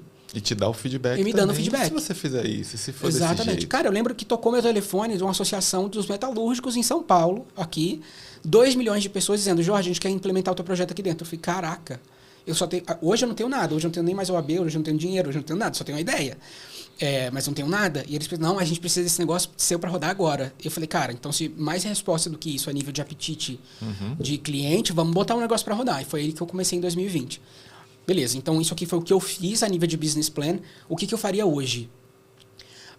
Hoje eu tive guardado o que eu passei na prática. Eu testaria. Hoje a gente, ao invés de criar um business plan e dizer esse aqui é o modelo formatado do negócio, você começa com uma hipótese e você testa a hipótese 1, a 2, a 3, a 4 e vai testando hipóteses. Não com uma certeza dizendo tudo que eu pensei na origem, no nível 1 de ideia, isso aqui vai se concretizar, porque não vai. Vai ser totalmente diferente, né? É totalmente diferente. Então, assim, eu pensei num modelo de negócio que era um clube de vantagens basicamente para trabalhadores informais. Num ano de pandemia, isso incluído, foi um erro crasso. Porque eu não conseguia vender para nada, para ninguém. E aí, basicamente, estourando pandemia, lockdown, aquela coisa... Basicamente, o que eu adaptei foi entender o comportamento dos usuários. Eu falei, cara, quem vão ser os trabalhadores? Que não tem como eu atender todo mundo, então eu preciso nichar. Eu também trago isso muito nas minhas mentorias. Quem faz tudo para todo mundo não faz nada para ninguém. Você precisa nichar. Para quem você atende com qualidade. Se você achar que na sua loja ou no seu empreendimento, na sua startup, todo mundo é teu cliente, esquece, bicho. Você não vai conseguir ter um canal de distribuição bom, nem um digital influencer que comunique isso. Ninguém. Você vai conseguir tudo muito caro e vai converter mal. Quando a primeira coisa que eu fiz foi, então, quem vão ser os trabalhadores informais que eu vou escolher? Para começar. Aí eu fiquei entre 2 categorias, guardado o contexto da época que era uma pandemia. Aí eu falei, enfermeiros ou motoboys? E aí o motoboy veio comigo assim, com tudo, porque do lugar que eu sentava no trabalho, eu via aquela loucura, meu pai, tudo que eu passei. Eu falei, bicho, esquece, eu vou começar com os entregadores que eu sei que eles estão na UTI do trabalho, eu vou começar a trabalhar para eles. Se eu formatar algo bom aqui para eles, e deixa eu entender o que vem de resposta deles, não o que eu quero implementar, ou o que eu sei de resposta. Deixa eu ouvir a queixa, deixa eu aplicar um diagnóstico e aí sim eu ofereço um remédio. Entende? É assim que eu defino o empreendedorismo. Não é você achar que sabe qual é o remédio antes mesmo de aplicar o exame. Porque de repente é até um remédio, é até uma solução legal, é até alguma coisa, mas ela é boa para você. Ela é boa pro ponto de vista que você tinha e não do que o teu cliente tinha. Então, quando você toma essa segunda atitude de falar, cara, olha o que eu fiz, eu acho que é muito legal. E aí você demonstra, o cara usa e depois te dá um feedback, eu acho que isso é muito mais valioso para você ouvir e fazer. E hoje eu mudaria tudo. Hoje eu mudaria assim, eu não colocaria nada, não falaria nada para ele. Hoje eu teria analisado ele por completo, assim como eu fiz lá atrás. Esquece o que você quer falar. Eu analisaria ele, passaria um exame e eu falo, cara, realmente onde dói nele é na cabeça e no braço. Esses aqui são os remédios. Não adianta oferecer nada que seja fora isso. E eu voltar para ele dizendo, eu sei que você tem dor de cabeça frequentemente, todas as segundas acontece isso, na quarta acontece isso, na sexta acontece isso. Você cai assim, isso aqui é a tua preocupação, nananana. Eu sei tudo que já está dentro do teu contexto. Eu tenho esse remédio aqui, funciona assim, assim, assado, 3 vezes por dia. Você não tem dúvida que ele vai converter. E aí você falou um negócio que muita gente ignora, que é o business plan que você fez e depois teve que mudar tudo. E as pessoas, eu vejo que a gente se defende muito nos pontos de vista, né? Então, por exemplo, isso não quer dizer que você não precisa de um business plan. Claro. Isso não quer dizer que você não precisa de um estudo de viabilidade econômica. Isso não quer dizer que você precisa fazer um mapeamento de cliente, esse tipo de coisa. Você precisa ter isso. Isso vai te ajudar, vai guiar. Isso vai ser... Porque eu vejo assim, vou montar uma empresa. Cara, não tem um BP, não tem um perfil de cliente, não fez nada e, cara, vai dar errado. Com certeza vai dar errado. Pode até vender no começo, Pode até, mas ele não vai saber se deu lucro, ele não vai saber para onde crescer, ele não vai saber onde coloca dinheiro, ele não vai saber que tipo de enquadramento fiscal ele entra. Exato. Por isso que um BP é muito importante para saber o que ele está fazendo. Ah, mas eu fiz um BP completo antes de perguntar para o cliente a dor dele. Pô, vai dar errado também. Exato. Mas é melhor você conhecer como que é um BP e fazer. É difícil lidar com essa dualidade às vezes, né? Ah, não, olha para o BP, não olha para o BP e tudo mais. Eu acho que não existe uma resposta perfeita. Porque você fez um curso, você veio para cá, se debruçou num BP e depois viu. Mas foi muito importante, no meu ponto de vista, eu acho que foi importante você aprender sobre o BP, entender o que é. Muito, muito importante. O meu ponto quando eu coloco sobre isso é o seguinte, são momentos. Então, é importante que você defina no início ali esse PMF, né? Você chegue nesse Product Market Fit, você entenda que seu produto tem necessidade e que tipo de necessidade é essa. Colorir isso primeiro é o primeiro estágio, assim, para depois você conseguir trazer um BP que faça sentido, entende? Porque ele, no final do dia, ele não pode ser só um número numa planilha. Ele tem que fazer sentido. Então, se você tiver antes desse estágio, se você não sabe o que você vende, para quem, quanto custa, para você trabalhar a tua margem, se você não tem isso, você vai fazer só um papel que vai ficar lá e você vai trabalhar perdido ainda assim.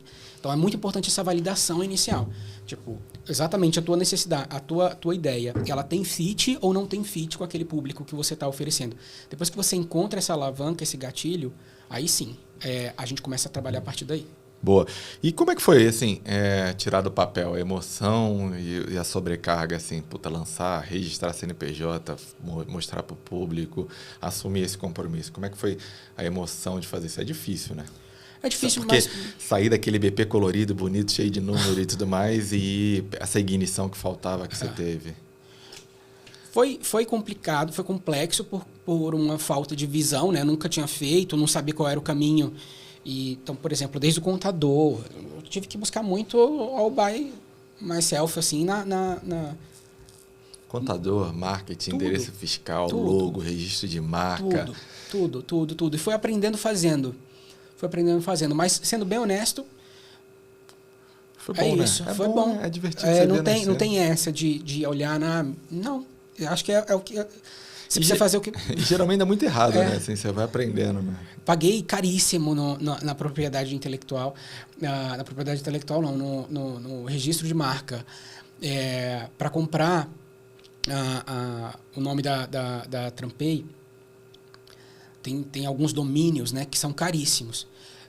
O da Trampay, especificamente, eu queria trampay.com e era isso. Não tinha quem me fizesse dizer que era .br, não. Eu quero trampay.com e é isso. Custou caríssimo na época. Hoje eu não teria comprado exatamente um domínio tão caro. Seria a Trampay.com, mas seria, sei lá, um .br também, que já Trampay já Pro, Trampay U, Trampay... Eu sei que isso não tinha não era algo fundamental. Eu estava me preocupando muito mais com perfumaria do que com a prática. Então é isso. Eu acho que depois de todo esse momento ali, começar na prática a empreender, para mim, foi muito mais... um processo de validação árduo mesmo, mas eu não estava muito mais... O que foi árduo para mim não foi o processo de contabilidade, nem nada disso. Foi o processo de validação. Então, ter errado, ter nascido, colocado investidor e ter botado uma ideia para cima que era errada do clube de vantagem, dizer que aquilo não tinha fit, e ter que botar tudo isso abaixo para poder construir uma coisa nova, que na verdade era crédito para os entregadores... E isso deu muito trabalho, foi muito árduo. Eu tive que fazer muito processo de validação. E vamos dizer, esse estágio eu não quero voltar nunca mais. Esse estágio eu não quero voltar nunca mais. É um trabalho de peneira sol 12, meio-dia. Sabe? Você ficar peneirando alguma coisa para ver se sai alguma coisa. Cara, é bizarro. Cara, vamos falar de Trampay agora. Depois a gente vem em bastidores e curiosidades dessa tua jornada. O que a Trampay é hoje? Assim, você começou com um clube de benefícios ali para levar, de alguma forma, que você escolheu o público, que é o motoboy, trabalhador informal ali, mas aí depois você botou abaixo e reconstruiu. Exato. O que a Trampay hoje nesse momento? A Trampay é uma conta digital para trabalhadores informais, especificamente para entregadores, motoristas por aplicativo. A gente trabalha com a Gig Economy, que é uma qualidade de trabalhadores que estão ligados a plataformas. Então, eu não vou atender hoje, se a empregada doméstica entrar, se o segurança entrar, se o garçom entrar, eu não vou conseguir atendê-los. Então, hoje, meu serviço é feito principalmente para logística, para trabalhadores que estão ligados a plataformas e da logística. Você vê o tanto de nicho que tem nisso, ao mesmo tempo é um público gigantesco. Gigantesco. No Brasil são 6 milhões de pessoas que trabalham nesse nicho específico. 6 milhões é muita gente. Então, aqui vai todo mundo que entrega a comida para você, que faz desde a entrega, seja de comida, seja de produtos e serviços, né?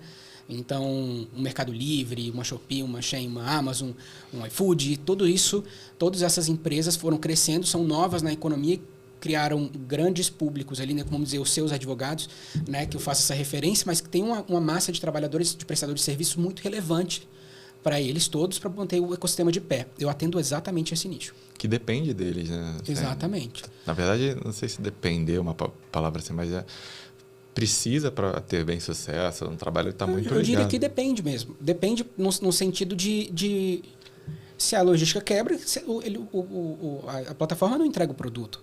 Então, de certa forma, depende. E se dá certo, né?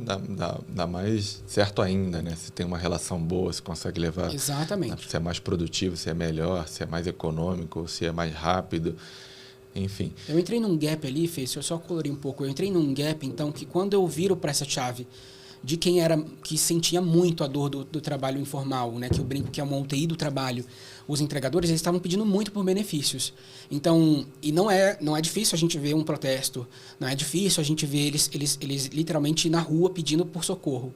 Então, eu entrei exatamente nesse gap. Eu entrei entendendo quais eram as dores dos entregadores, o que as plataformas podiam também promover, e entrei exatamente nessa interseção. E aqui eu monto essa conta digital, que funciona como uma conta salário no final do dia, né? Então, paga por aqui e eu estabeleço uma via para eles de crédito. Então, não é só a conta. Agora, né, eu estou lançando agora o cartão, créditos de toda a natureza. Então, principalmente a prazo. Eu comecei muito com um crédito de antecipação de recebíveis, que era uma qualidade específica. Então, era o famoso adiantamento, né, o vale.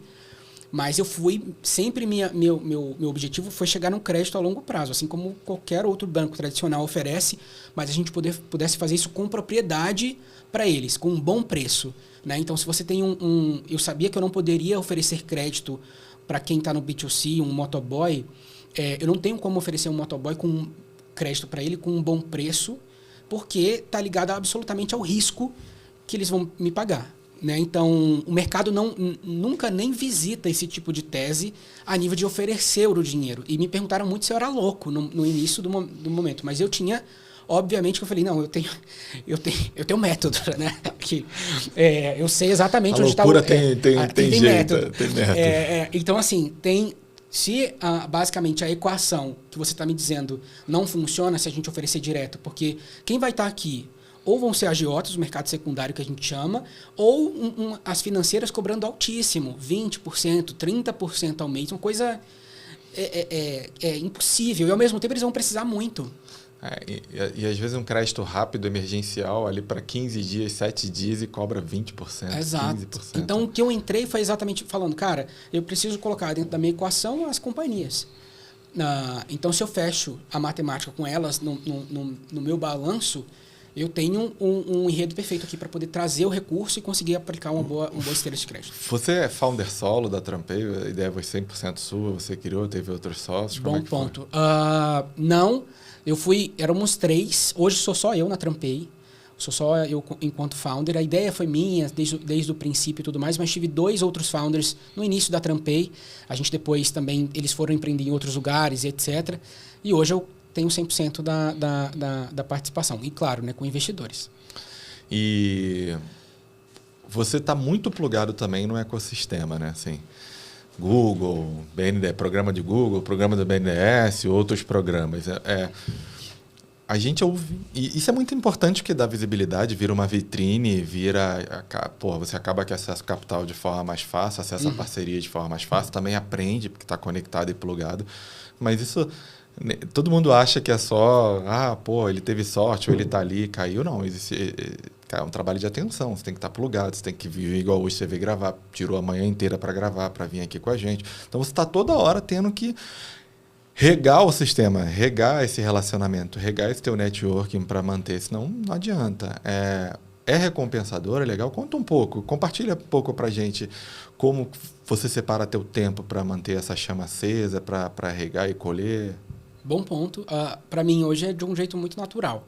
Mas eu nunca troco o princípio de ter as coisas muito claras no negócio. Então, antes mesmo de entrar aqui, na entrevista, você me viu falando com os meus funcionários. Olha, isso aqui não está certo, isso aqui está certo, vá nesse caminho, esse aqui não. Eu preciso de X coisas e aí eu entro aqui para poder falar, sabe? Então, eu brinco que eu estou muito presente. Na mesa que eu sento, eu estou muito presente. Então, se eu estou aqui agora com você, você vai me ter aqui 100%. Se eu estou ali falando no telefone com seja os meus funcionários ou qualquer outro stakeholder, eu vou estar muito ali. Minha cabeça nunca está dispersa. Porque é muito fácil dispersar, né? Assim, tem pelo menos uns 3 programas muito legais e muito bacanas que merecem a atenção que você participa e que você está plugado ali. Pô, e se você esquecer... Isso é uma armadilha, às vezes, né? Que você acaba que esquece do dia a dia, de olhar indicador, olhar número, olhar time, ter feedback. Isso é uma armadilha no início. E confesso que caí nela. Mas depois você rapidamente toma também a rédea. O que acontece? Para cada um desses programas, você não entra sem validação. Você não entra no Endeavor sem validação, sem número, sem tese, sem PMF. Não existe quem está na Endeavor sem PMF, sem faturamento, sem um negócio de escala. Não existe. Não existe. Então, você tem que ter isso comprovado. E dados e fatos que comprovem que de novo, né, para além do que você fala bonito, o negócio para de pé, tem margem e é suficientemente escalável. Então, foi isso. Trouxe, eu sempre tive uma cabeça, de novo, o negócio é muito de confiança, ligado meu produto é dinheiro, né? Então eu preciso ter uma via de confiança muito clara dentro do mercado financeiro e também lugares que nos credibilizem para isso. Então foi naturalmente uma estratégia para mim passar por cada um desses lugares e ter boas referências e fazer amizades genuínas, não um networking superficial, mas que essas pessoas pudessem conhecer de fato a tese, a mim, e eu também pudesse contribuir com o negócio delas. E qual desses programas que você passou, assim, que você faz parte ou passou, que você indicaria? Pô, se eu chegasse para você aqui hoje, poxa, olha esse meu programa, um projeto legal, o que eu fazer? Que você falaria, cara, faz isso aqui que é legal, você vai aprender, enfim. Qual que você achou que foi bem legal na tua jornada? Legal. Para você? Depende do objeto que eu estava tratando. Então, assim, eu sei que no do Google foi ótimo a nível de relacionamento. Eu criei uma família dentro do Google, assim, sabe? Inclusive então, o Renato, acho que te conheceu. O Renato me conheceu do Google. Então, assim, eu tenho um nível de relacionamento que a gente criou ali dentro é muito forte para todos os business. Então, a gente criou uma unidade enquanto empreendedores muito, muito foda, assim, essa é a palavra. Em outros lugares, por exemplo, na Endeavor, você consegue um lugar de uma vitrine importante, um acesso ao mercado financeiro, uma label importante também, enfim. E eu consegui falar com diversos CEOs de outras companhias que eu nunca teria acesso. Teria acesso sim, mas com outra agenda. Ali eu tive literalmente para poder, cara, eu preciso sentar na semana que vem com o CEO do Mercado Livre. Aí dá um jeito, né? E não adianta, assim, e tem que ser intencional e tem que ser estruturado, né? Não adianta você ir para um ecossistema desse e sem uma missão, perdido e só para você não vai entrar. E para tomar um café no coffee break. Você não vai entrar. É isso, você não vai entrar. Se você tiver perdido, você não vai entrar. Isso é importante dizer também, é um filtro. Eu acho até que tem gente que entra, vou ser bem honesto. Na Endeavor eu acho mais difícil. Endeavor já tem uma validação e eu acho muito bacana. Aí eu acho que tem, você está correto. Tem alguns projetos que você até entra e fica mais perdido ainda porque você tem uma enxurrada de conhecimento, uma enxurrada de teoria, uma enxurrada de informação que te deixa mais perdido. Mas eu acho que tem intenção. Beleza, eu quero resolver. Cara, entra num programa desse com uma dor. Eu lembro que uma vez eu estava um dia no Netflix, lá no Vale do Silício, e eu estava com, um problema de gestão de indicadores, eu tinha, uma porrada, era uma época de KPIs, Exato. KGIs, e todo mundo controlando isso. Eu tinha uma fintech, e eu tinha muito indicador, sabe? Visita, venda, deploy e tal. E aí eu fui nesse dia lá no Netflix, aí eu chamei o Martin lá pro canto, falei, cara, como é que vocês controlam os indicadores aí? Ele falou, assim, simples, qual é o melhor indicador para a empresa? 80% da energia nele. O resto vai vir. E aí eu fiquei olhando, falei, caralho, Ele, por quê?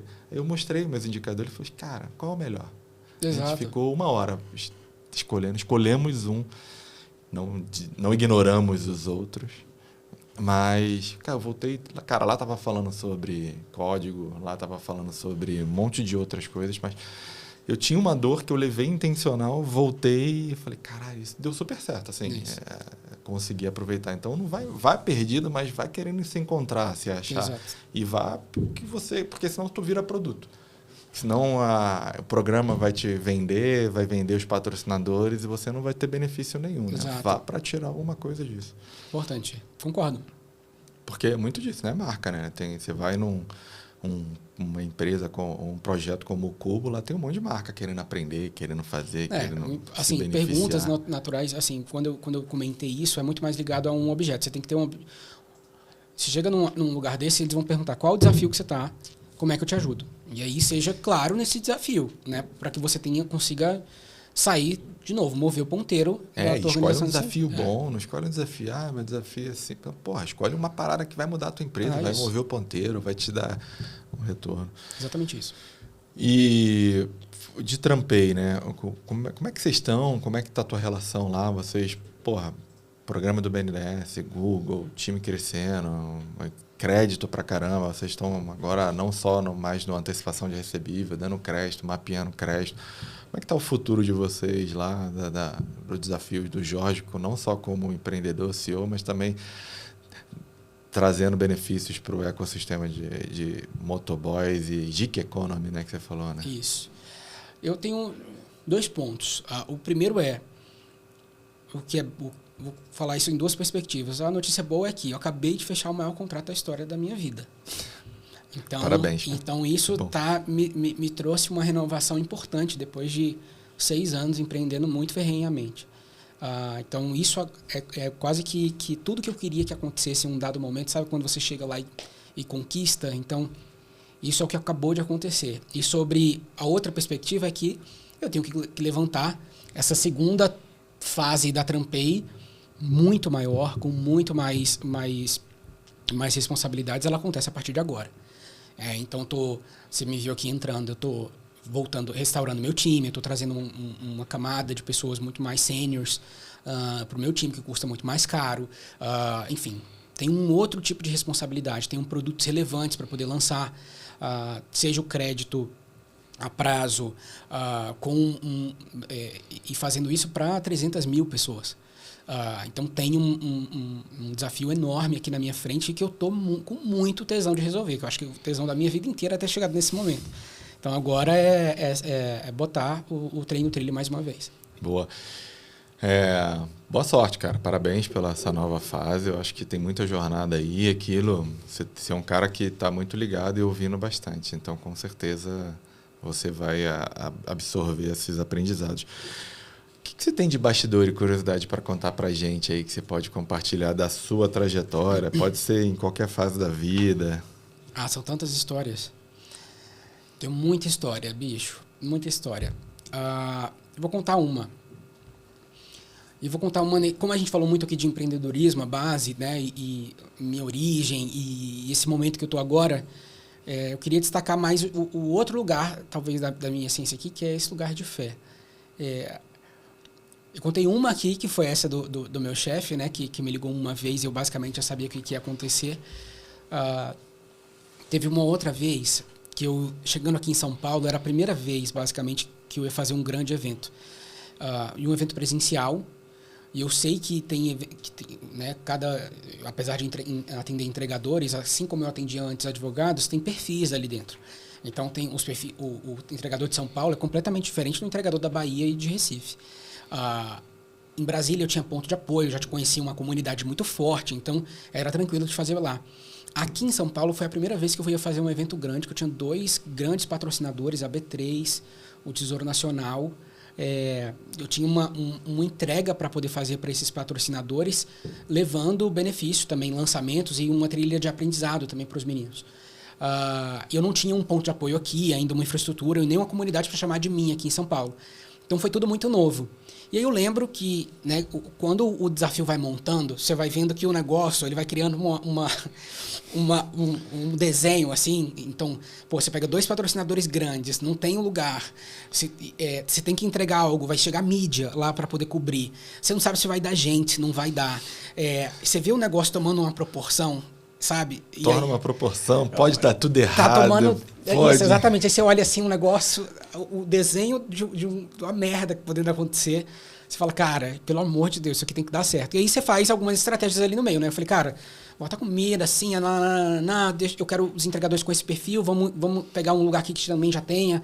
Enfim, fiz a minha estratégia ali do arroz e feijão que normal, já sei. Quando fomos botar esse evento de pé, antes de sair de casa, eu falei assim fiz uma oração e falei assim, papai do céu,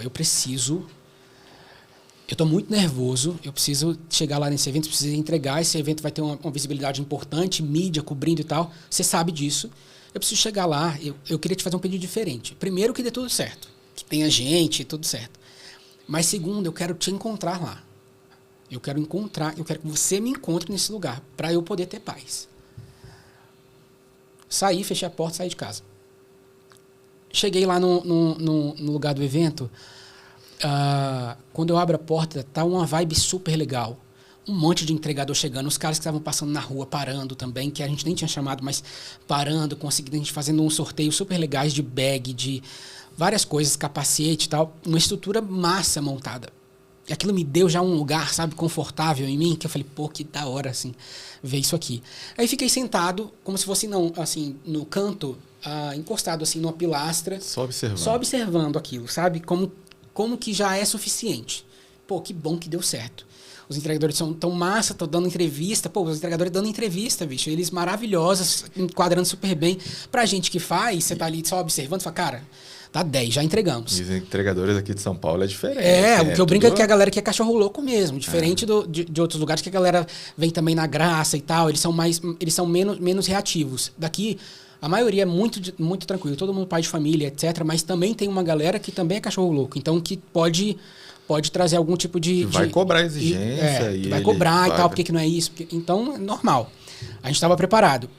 E aí, do nada, tô lá encostado lá numa pilastra e um entregador se aproxima de mim. Ele fala assim, oi, tudo bom? Aí eu falei, pois não, o que eu posso te ajudar? Aí ele falou assim, você conhece o dono dessa empresa? Aí eu peguei e falei, conheço o dono. Por quê? Aí ele pegou e falou assim, olha, o que ele está fazendo aqui hoje vai dar super certo. Esse negócio de fazer com a gente, porque primeiro que a gente precisa muito. Fazer crédito pra gente, a gente precisa muito, você não tem noção. Tem só uns serviços muito ruins hoje aqui, que tudo que ele fizer vai dar certo. Fala pra ele que ele vai ficar muito rico fazendo isso aqui pra entregador. Avisa pra ele isso. Aí eu peguei, olhei pra cara dele assim, eu falei, não, pode deixar, eu vou comentar com ele sim. Aí ele pegou, falou, aí ele foi saindo assim, aí fui perguntando da vida dele e tal, não. Quando foi terminando, eu falei assim, deixa eu te perguntar qual é seu nome. Aí ele falou, meu nome é Messias. Desse jeito. E aí, aquilo pra mim ficou aí. Porque é muito engraçado isso, né? Assim, Mas, assim, eu sou religioso também. Você pediu para Deus e Deus se comunicar contigo de uma certa forma, ele se comunicou. E, independente de religião ou não, assim, de alguém que acredita ou não, eu acho que todo mundo tem que ter, eu acho que todo mundo tem que se sentir bem, fazer o bem. E a maioria das passagens da Bíblia, seja do Novo ou do Antigo Testamento, tem muito isso que você fez. Tem assim, faz o primeiro movimento que eu falo contigo. Você, pela sua fé, pela doutrina, religião ali que você segue, você rezou, falou e pediu, e Deus foi lá e o Messias te deixou uma mensagem positiva e tudo mais. Mas muita passagem da Bíblia é um pouco disso, né? Tem uma de Jesus pergunta, o que você quer?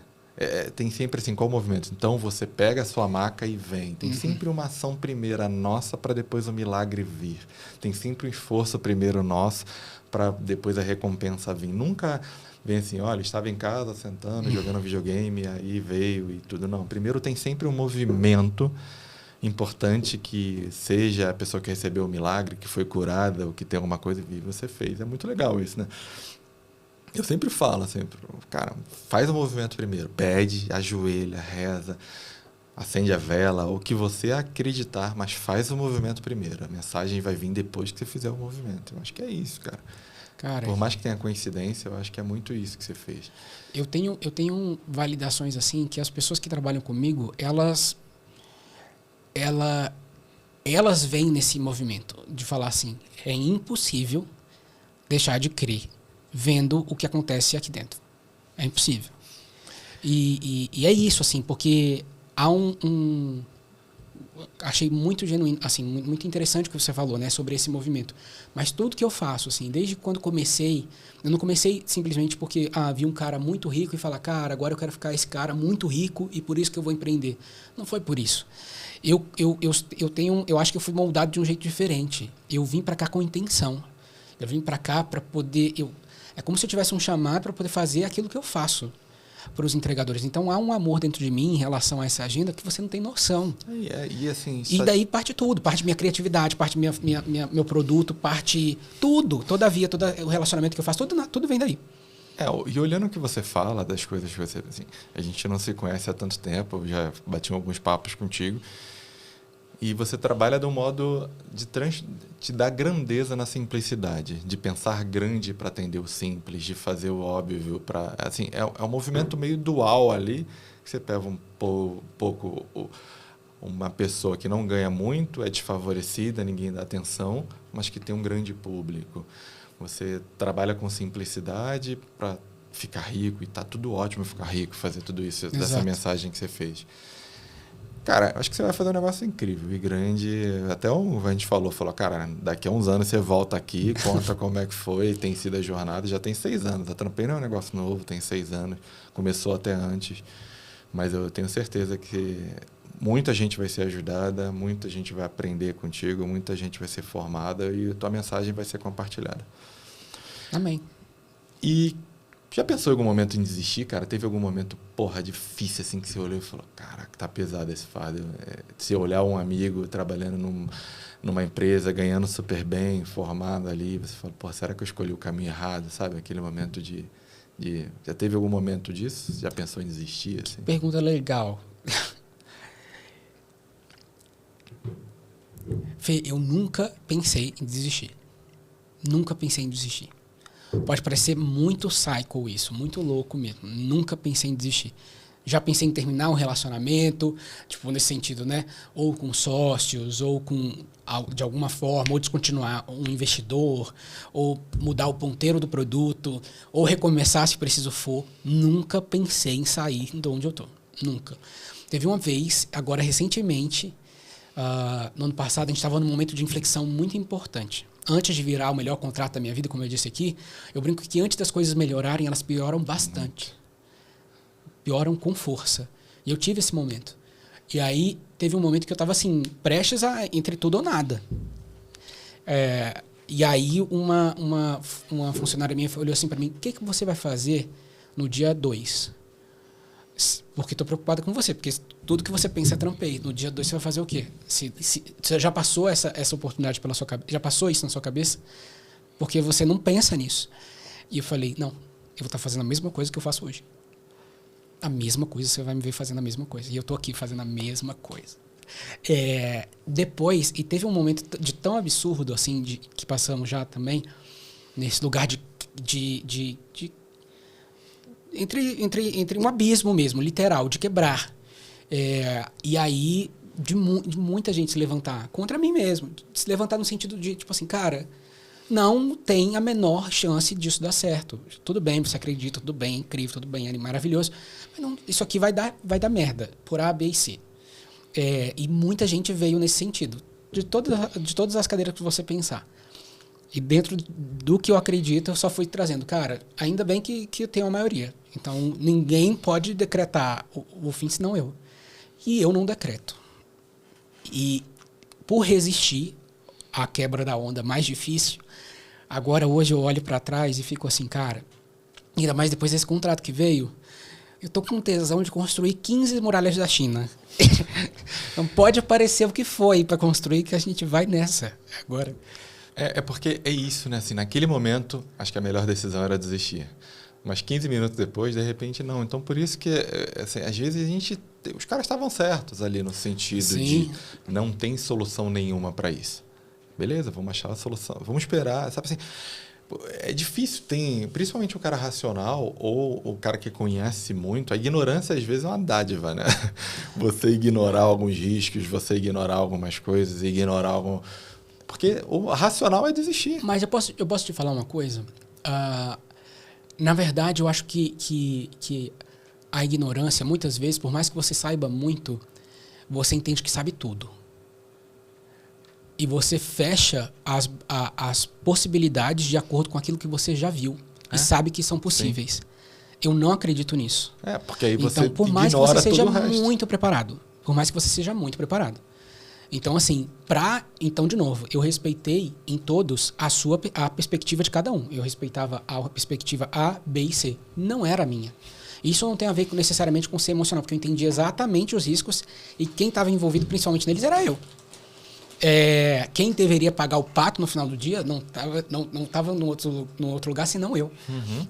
Mas sabia disso, enfim. Mas eu acho que é importante a gente ressignificar isso. Sim. Porque a gente pega assim, então o fulano de tal é emocionado, por isso que ele continua. O outro é muito técnico, então não. Não, na verdade o técnico ele também tem uma visão tão recortada quanto a sua. Todo mundo tem uma visão recortada, ele não é dono de um saber absoluto, né? E dentro disso... apesar do conselho A, B ou C, enfim, se você é empreendedor, e agora olhando para você, se você é empreendedor, tem certeza do que você está construindo, cara, pega isso e vai até o fim. Não escute, receba, absorva a perspectiva de todo mundo, mas se você tem uma certeza dentro daquilo que é uma dor clara, você preparou um remédio que realmente tem um fit correto, dá uma segurada, dá uma noite de sono, volta no dia seguinte e volta a construir, bicho. E eu acho até que, complementando, acho que vale até a pena você ouvir o que o cara te falou. Mas Exato. É do ponto de vista dele. Sim, ele está olhando da direção dele, com o conhecimento dele, com a capacidade de raciocínio dele. E você tem a sua, você sabe de coisas que ele não sabe. Então, acho que faz sentido ele dar a opinião dele, de repente ele desistiria e seria a melhor coisa para ele. Mas o que você tem no teu interior, o que você acredita e a visão que você está tendo... Cara, você enxerga coisa que ele não vê, então acredite. E outra coisa, né? Quem vai sofrer é você, Exato. Mais ainda. Então, se prepare para isso. A onda vai vir, vai passar, e daqui a pouco você vai botar a cabeça para fora de novo, de repente na próxima onda você consegue entrar, surfar melhor, e aí você vai aprender uma manobra nova e vai. É isso. Lá no fim, acho que vai valer a pena tanto o toque que ele te deu, que te deixou mais alerta, quanto você ter tido a coragem para passar um tempão debaixo d'água ali, tomando na cabeça. Cara, acho que muito bom assim, esse papo contigo. A gente está caminhando aqui para o fim, mas assim, você traz para a gente um ar novo, sabe? Assim, o que a gente tem... Eu vim da área de tecnologia e eu vejo que tem muita gente que vem de fintech, que vem do mercado tradicional. Vem de um banco, vem de um fundo, vem com aquela roupagem tradicional. E tá super certo, já entrevistei aqui gente e é super bacana, tem aprendizado para tudo quanto é lado. O cara que trabalhou num bancão e aí viu que tinha uma tecnologia lá e tal. Eu vim da área de tecnologia e pluguei o financeiro. Então você veio dessa área que, mapeia o mercado, tem uma dor, sobe ali e tudo mais. E é um outro panorama de empreendedores de fintech, líderes de fintech. O que você vê do futuro das fintechs, cara? Assim, olhando para as oportunidades que a gente tem. Cara, pode falar IA, todo mundo fala de IA, mas além da IA, assim, o que você vê de futuro para o nosso setor? Não só fintech, cara de fintech, mas pagamento. O que eu vejo do futuro é o seguinte, eu não vou falar sobre a IA, mas eu vou falar da consequência dela. Na minha perspectiva, a gente abriu, nesse exato momento, eu saí de uma conferência no ano passado, até do Vale do Silício, eu falei, cara, a gente acabou de aprovar a renda mínima universal. Por que eu estou falando isso? Porque, junto com a AI, a maioria dos trabalhos, olha de um ano para cá, como é que a gente já está, a nível de produtividade já é outra coisa, e quanto ela já consegue produzir coisas melhores do que nós isoladamente. Na minha percepção, grande parte das pessoas vão perder a utilidade.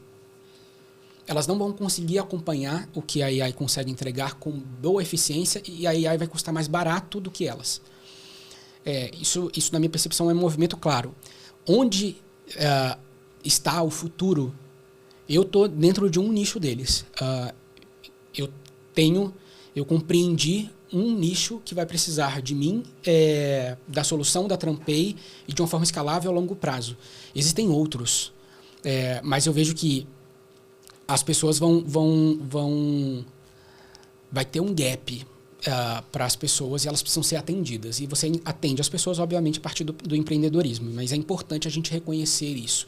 Então, para onde vão as fintechs, onde eu sugeriria olhar os lugares de gaps, e eles não estão necessariamente no topo da pirâmide.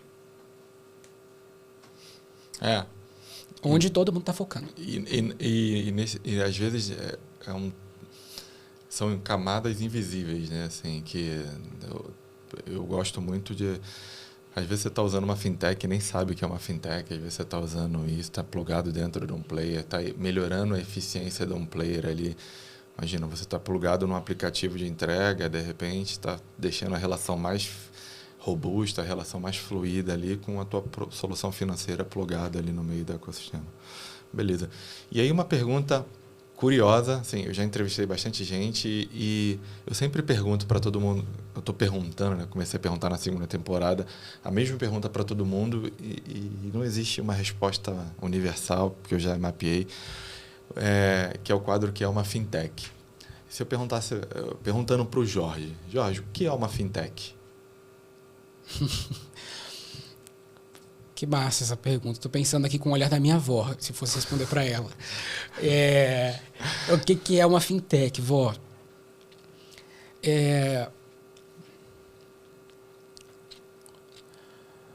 Boa, para ela, eu diria que eu tenho um banco para entregador. Mas o que é uma fintech em si é você, na minha percepção, reinventar o dinheiro. Como escoar o dinheiro e fazer com que ele vá bem nesse sentido. Entende ganhar por isso. Bom, não tem julgamento nem comentário dessa resposta que eu quero. Depois a gente vai fazer uma brincadeira sobre isso, mas obrigado pela sua resposta. Pai, a gente já estourou o tempo aqui, e isso eu acho que o papo foi muito bom. Com certeza eu vou gravar contigo de novo. E mais histórias boas, mais desafios novos e mais expansão. O negócio, seu inquieto, filho mais novo tem isso. E mensagem final, cara. Eu queria uma pergunta, assim, antes da gente ir para a mensagem final, até para você contar aqui. O que você faz para ter uma vida boa, assim, sabe? Cara, eu pratico muito esporte, eu leio livro, assim, eu tento tirar coisas que não me agregam em muita coisa, mas o Jorge, como é que é a tua rotina, assim? Você é inquieto, trabalha fim de semana depois do horário e tudo mais, mas quais são as suas fortalezas, assim, para te transformar numa pessoa melhor e você conseguir se manter, né, com energia e vivo? Leitura, esporte, não bebe, como é que é? Bom ponto. Eu deixei de beber, hoje não, assim, sou um cara muito mais caseiro. Vi que a sobriedade tem uma beleza incrível e vi que você consegue, que a paz, ela é muito boa de você estar em paz.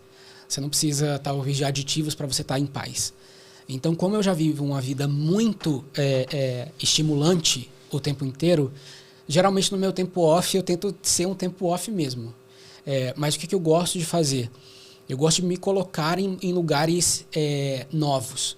Eu gosto de viajar para lugares novos. Eu gosto de fazer uns mochilões que eu saio andando pelo mundo todo. Então, todo final do ano eu saio religiosamente durante um tempo, uma temporada, e vou visitar um mundo. Eu já fui para Tailândia, para Singapura, para tudo quanto lugar que você pensar. E vou conversar com as pessoas, vou entender o que está pegando nelas. Na Tailândia, o que eu mais fiz foi andar de motoboy. Foi andar na garupa da galera lá e entender com os entregadores o que estava pegando. E eu achei aquilo ali uma experiência demais. Falei, cara, estou no meio da Tailândia, no meio de Bangkok, andando ou num tuk-tuk, eu estou fazendo isso aqui a nível de, tipo, isso aqui está me fazendo puta bem. Sacou? Mas é isso, assim, colocar... Não tava fazendo pesquisa de mercado, não. Tava se divertindo. Tava vivendo. Então, assim, eu gosto de me colocar em lugares criativos, que minha mente ela muda muito conforme o lugar que eu tô. Então eu gosto de ir para uma livraria, eu gosto de ir para uma biblioteca. Quando eu vou trabalhar, eu vou para um lugar diferente, para que aquele lugar me inspire também. Então é isso. Mas respondendo de um jeito claro, a sobriedade tem uma paz incrível. Cara, eu tô desde 2023 sem beber e parei de beber mesmo, assim. É animal, né?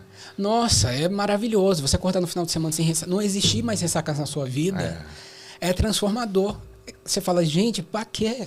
Eu uma vez, sei lá, uns 10, 15 anos atrás, acho que tem um cara que ele falou, cara, o melhor benefício de você não beber é não ter ressaca. E eu achava isso, puta, cara mala. E depois que eu não parei de beber, assim, eu falei, cara, viver sem ressaca, não só a ressaca do cara não lembra nada, mas sei lá, às vezes você tomava 2 taças de vinho, no outro dia você estava com alguma coisa no corpo falando contigo ali também. Né? E por fim, a fé sempre, nunca vou abrir mão disso. Isso é o que me traz eixo, me traz direção, me traz, saber quem eu sou, ou a pequenez do que eu tenho. E você lê bastante também? Leio bastante. Que livro importante que você leu aí? Agora eu estou lendo da NVIDIA, Think. Posso até abrir aqui. Mas enfim, é da NVIDIA, um mais recente do CEO. Mas tenho aprendido muito agora sobre AI, obviamente. Então tenho dedicado mais leituras nesse sentido. E recomendo também que as pessoas façam leituras nesse sentido para entender na prática qual que vai ser... Que tsunami é essa? Como é que a gente aprende a surfar bem nela? Boa. Depois você me manda o link do livro aí que eu vou colocar no descritivo do episódio aqui para o pessoal ler, o pessoal ver. Cara, mensagem final para quem está ouvindo. Obrigado mais uma vez por você estar aqui, ter vindo compartilhar essa história. Muita gente conhece, você já está mais esse fato de você contar o que a maioria das pessoas não vê, como é que você se formou, e serve muito para inspirar e aprender com você da forma que eu aprendi, seja para tirar um projeto do papel, seja para me relacionar melhor, seja para eu tomar uma decisão difícil. Valeu mesmo, obrigado. E assim, recado para a família, para o time, para o investidor, para o parceiro, para o pessoal. Meu recado é sempre creiam. Eu acho que para além da... Vou ser mais forte aqui, mas para além da mediocridade, do que está no meio, no 6 ali, há algo que você consegue fazer e mover o ponteiro. Esteja ali com a intenção, querendo mesmo mover, e creiam nisso, assim. Não sei exatamente qual é a sua fé, mas de um jeito técnico, prático, né? Esse propósito, ele flui. Isso que eu fiz dentro da minha vida e aconteceu, então é o que eu sugiro para os demais. Boa. Obrigado mais uma vez pela sua presença. A trajetória que está... Você é novo, mas já fez muita coisa boa, já entregou muita coisa boa para o ecossistema, para os parceiros. Tenho certeza que novas histórias vão vir, novos episódios aqui a gente vai contar da sua trajetória. Let's rock it. Eu falo de mensagem final, é um pouco disso, né? Assim, dê o primeiro passo, assim, né? Peça sempre, tenha a sua fé, se alinhe com ela, dê o primeiro passo e que vem, o resultado vem. E para você que ouviu a gente até o fim, compartilha o episódio, vai lá no nosso feed, tem novas histórias, o tempo inteiro, segue a gente, se inscreve, comenta, seja não só no momento de desespero que você teve aí, que pensou em desistir, que você não desistiu, ou desistiu e se arrependeu ou não, mas também nos momentos de alegria, o que você fez legal. A gente aqui é feito de histórias, feito de aprendizado, então quanto mais coisa que você tiver para colocar e compartilhar com a gente, melhor. Se você quiser contar a sua história aqui também, quiser apoiar a gente, assim como mensagem de agradecimento ao Outlive, que faz sentido para o nosso ecossistema, seja muito bem-vindo. Obrigado, até mais, Jorge, mais uma vez. Obrigado a todo mundo. Obrigado, até o próximo pessoal. episódio. Tchau, tchau.